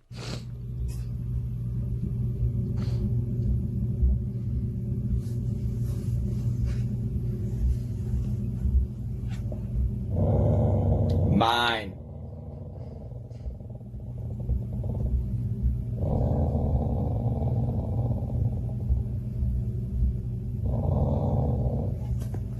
Now, okay, so I go to control it. He pulls it away again, but see, he quickly moves. So I quickly move to try to get that position back. Now this is where things escalate a little bit. Mine! So now I'm trying to get more assertive with him.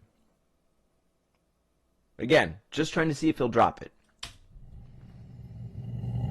Just get a little more assertive with him. And you notice that, like, I'm not getting mad with him. I'm not adding emotion to it. And you see how my tone after I said that was totally normal. It's like I'm just getting more assertive with him. So I'm not trying to get angry with him. I'm not getting angry at him. I forgot that I even said that.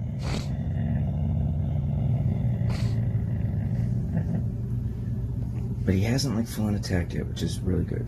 Yeah, and you gotta figure this is the first time that I had engaged with Clark this way. Well, not at his home, not with his family. So I'm still figuring him out too with this. To me, that's progress. And he can't eat that. I mean, that's not. He should not swallow that. Mine. Now, what does he do here? Look, he did this a little bit earlier. I forgot to mention it, but he's putting his paw on me. It's a power move. He's trying to gain the high ground. So he puts his paw on my leg. He's trying to basically control my foot, basically gain the high ground, gain leverage, so my foot can't advance. But that also tells me that his next move is probably he's going to bite, which he does. Now, what did I say about Dylan? The thing he did right. He stood his ground and he showed that the bite doesn't work. So, since I have my steel-toe boot on, I let him bite my foot, but I hold my ground. I don't say anything. I don't get worked up. I don't panic. I don't get emotional. Just let him do it.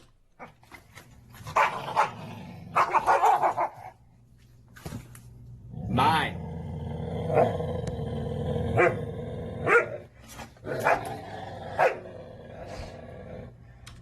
Now,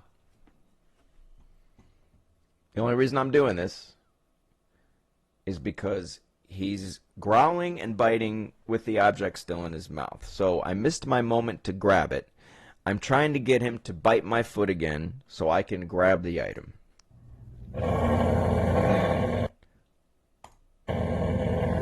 So I'm applying just enough pressure. Now in this respect, I am poking him just a little bit, but it's not because I'm mad at him. It's like, okay, I need to, because you see he's starting to like mouth it. Like, I don't want him to swallow this thing. So, like, I need you to drop this. So I'm going to start pushing him a little bit to see if he'll bite my foot again and he'll drop the insert. Mine.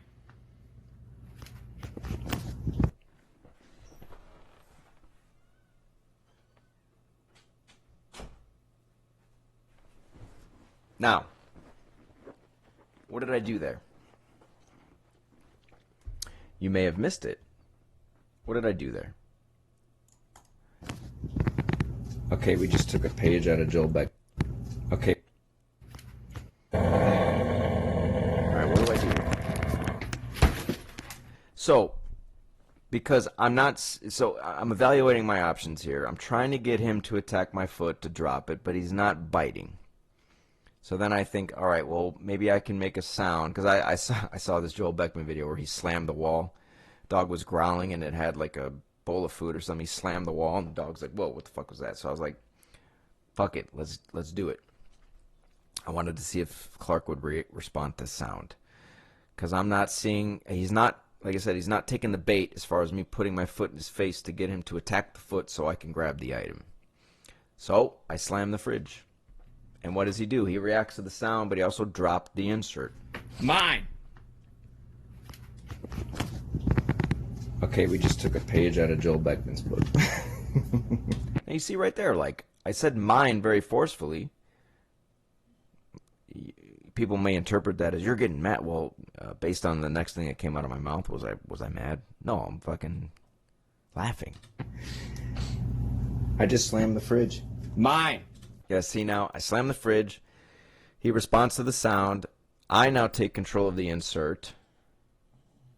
Now he's in the losing position, right? I have full control over it now. It's completely under my foot. So now I get more assertive with him. He responded to that. Okay. Again, I did not do that out of anger. I did that out of I've got to match him, but I don't want to hurt him, right? I don't want to be mean to him. No, don't. So, hit the fridge instead. Good boy. Actually, I said I got more assertive with him. I'm thinking of the roll. We did this with a roll, with a food item, and I got more assertive with him. Mine. Now, I'm only saying this to him now because I want him to understand when I say mine, like that means this is mine. Mine. So now I'm telling him, hey, this, mine. I want him to understand what that word means. Mine. So now I pick it up. I won. It's mine. But I utilized sound in that moment to assert myself. That was part of my communication. I made a sound. Now, maybe on some level it distracted him, but I got the object. I gained control. I won that power struggle, but it also told me that, okay, I could probably use sound to get Clark to listen. So good. Good boy. Now, the question is, did that just startle him? Right. See, again, this is the first time. So now I'm asking the questions like, okay, well, what does this mean, you know? Maybe, but it didn't escalate things, which is good. You know, did he just drop it because he's startled? Or that's something we'll have to test further. Actually, I was really pleased with how that went. So now here's where I do it with a roll. So we do this with a roll now. With a food item. Something Clark really wants. This is what he attacks people over. limits. This is mine, and now I'm going to. Now, okay, what did I say with the Dylan clip? He just willy-nilly just gave it to her. We don't do that. What do I do here? I want to make sure Clark understands this is fucking mine. So instead of giving it to him, I put it on the ground, very important, but I also claim it. I'm telling him this is mine. You can't have it yet. I'm going to give it to him, and then we're going to do that same thing with the fridge. Let's see if he drops it. Or let's see if he attempts to become aggressive the same way, and then we'll use that if we have to. So I'm going to claim it. Mine. Right? See, I'm telling him first, this is mine.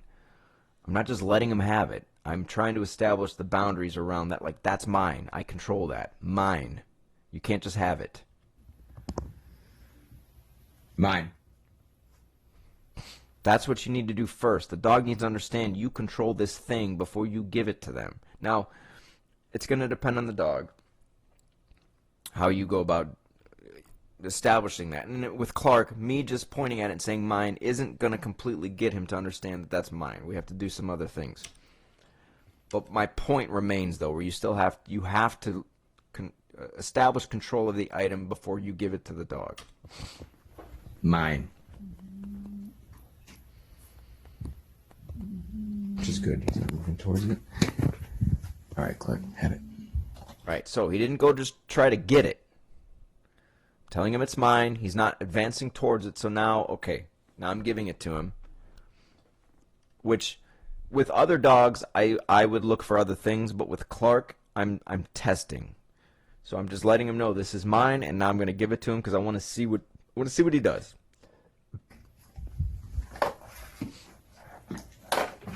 Now let's see what he does. God, that's how consistent I am with what I say, right? I haven't watched this video in forever. And yet, I'm saying exactly the same thing however many months later that I say in the video. Because I know what the fuck I'm doing. In the crate's one thing, but outside the crate, that's a different test. Right now, I'm waiting for Clark to kind of get invested in it, right? He's got it. He's chewing on it a little bit. He's getting in the zone, right? Now, again, normally with Clark, with food items, you get like 10 feet from him, and he's charging you. He's attacking you. Oh, again, this is day one. This isn't week 2. This is day 1. If I have a dog who guards shit, it's day 1. We're doing it day 1. It's not week 2. It's day 1.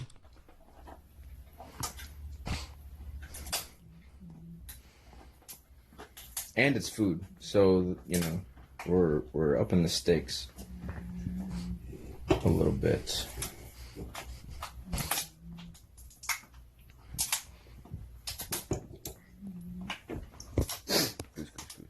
Let's see what he does.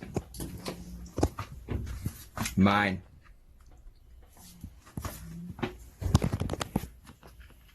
Okay, he wants to possess it. Didn't charge me, though, which is a huge improvement for Clark.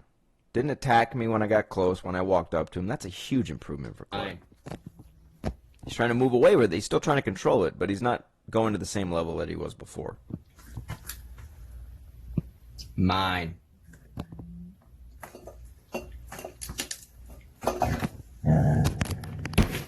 Mine. Drop it. Mine. Mine. Good boy. Out. Go. Go. Now, what did I do there? What did I do there? What did I do there? Did I put a hand on Clark? No. What did I do there? Did I need a leash and jerk the fucking collar, jerk his neck 15,000 times? No. Good boy. Out. Did I need to hit him on the nose however many times? No. What did I do? Mine. I banged the fridge. You saw he's like, oh shit. I said mine. See, Good boy. what does he do? Now I think I banged it twice. I banged it once. I said mine. He didn't quite do it. I banged it again. Asserted myself one more time, very strongly, right? The sound is used as communication, used as a way to dominate.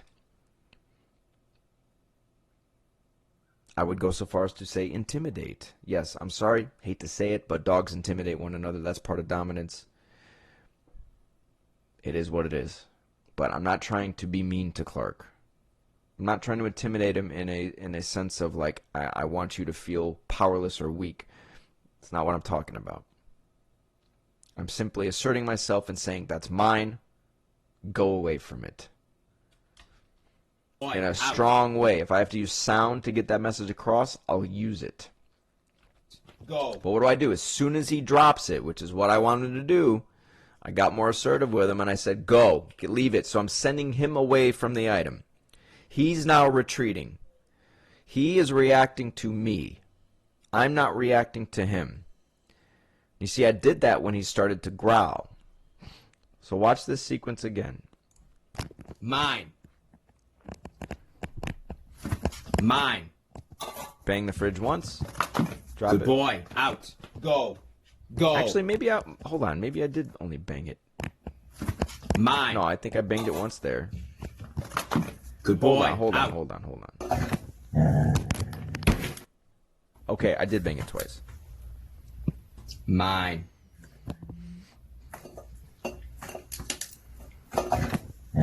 So, right there, right? I advanced. He starts growling. I immediately bang the fridge.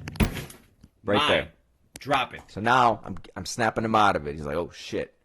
So I'm stopping that escalation, right? I'm snapping him out of it. I'm getting his attention. I do it once. I got his attention. Mine. And I'm telling him mine. Now he's like, shit, okay, well, But, what did I say earlier in the Dylan clip? Give him time to process it. He's just wailing away on that dog, like not giving her a chance to process. Give the dog, so, and now things are happening quickly, but give him a chance to process it. But watch, you got to study the dog in those moments. Mine. Right? So I just reassert myself, mine. So I'm letting him know, like, what does he want me to do right now? Because it's like a little confusing, but I'm giving him clarity. I'm letting him, like, that's mine, drop it. So what does he do? He does what I want. He drops it. He gives up control of it. Boy, out. Go. Go. And now I send him away. So he's retreating from the item. He gave up control of the item. I send him away. He does what I want. I win. I gain control. I just dominated Clark. Twice. Once with a food item. Just dominated him. Do you think that's going to have a change? Or do you think that's going to ultimately shape how he sees me? Do you think that's going to change how he sees me from this point on? Do you think he's going to see me differently? This is a new experience for Clark's never been dominated like this before. Clark's the one always dominating everybody else. Well, Clark just got dominated. Do you think this gives me influence over Clark, at least a little bit now? Do you think I have some respect from Clark at this point, having done this? Getting Clark to move away from the item? He's never done that before. Getting Clark to drop the item? He's never done that before. At least not this way. His family was used to like negotiating and dropping treats to get him to go get the treat so they could pick up the item. No, no, no, no. I mean getting Clark to willingly drop something because you're telling him to. And then sending him away from it. Not fighting over it. Okay. That's never happened to Clark. That is how you dominate a dog the right way.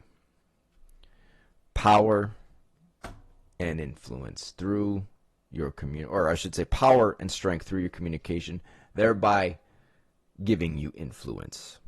The dog now sees you differently. Hormonal or consequence therapy, Brandon Fouché likes to say it, or hormonal manipulation. Good boy. Good boy. Now, I praise Clark excitedly here because he did what I wanted. He did great. I want to let him know, hey, you dropped it, you gave it up. That's what I wanted, man. Great job. Good boy. Yes, good boy. Now you see, now I didn't have to touch Clark. I didn't escalate things. I didn't wail on him. Now, and look, you see that little tail wag of Clark's. He's like, all right, cool, I did it. I did what you wanted. You got me.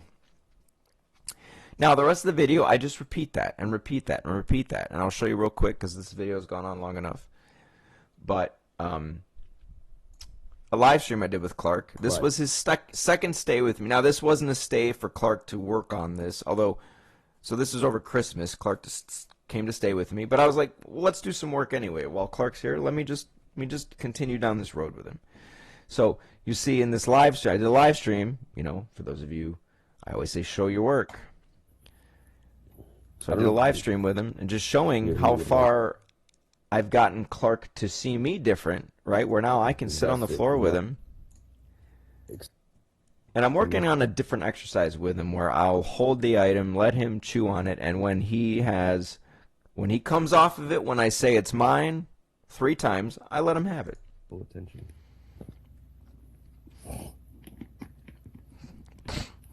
No, we actually haven't tried it with it. We've done. But that's a live stream you could check out if you're interested. This video is going on long enough, but you'll see in that live stream he does really, really well. Does extremely He's not well. my dog though. He's a client. There's a moment here where Back, and he's still not going to have an issue. yeah, and you can see that this is a moment where I gave it to him, and what Clark would start to do is he would start to actually like eat the item on. He would chew the item on me, on my leg and stuff, which. He started to bring the item to me and chew it, and he'd be like laying between my legs, which was good because he was initiating the physical touch while he had the item, while he was chewing on it. That was a really good sign to me that Clark's comfortable with me being around him when he has food. Right? I love that. So I do all those little tests. What's up, Neha? Appreciate you joining.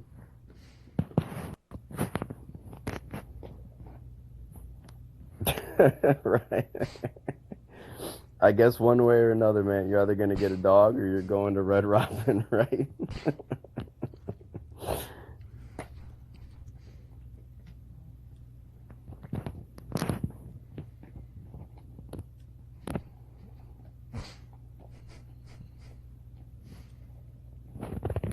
That's funny.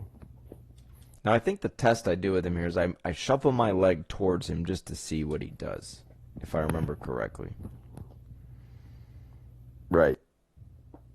You know, because every little movement matters. Yeah, every when little you have movement a does dog matter. with an issue like Clark's, I like to test every little fucking movement. Right? So even me moving to stand up could trigger a dog like him.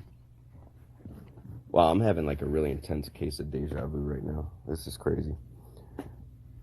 You see the fact that he's even coming to me.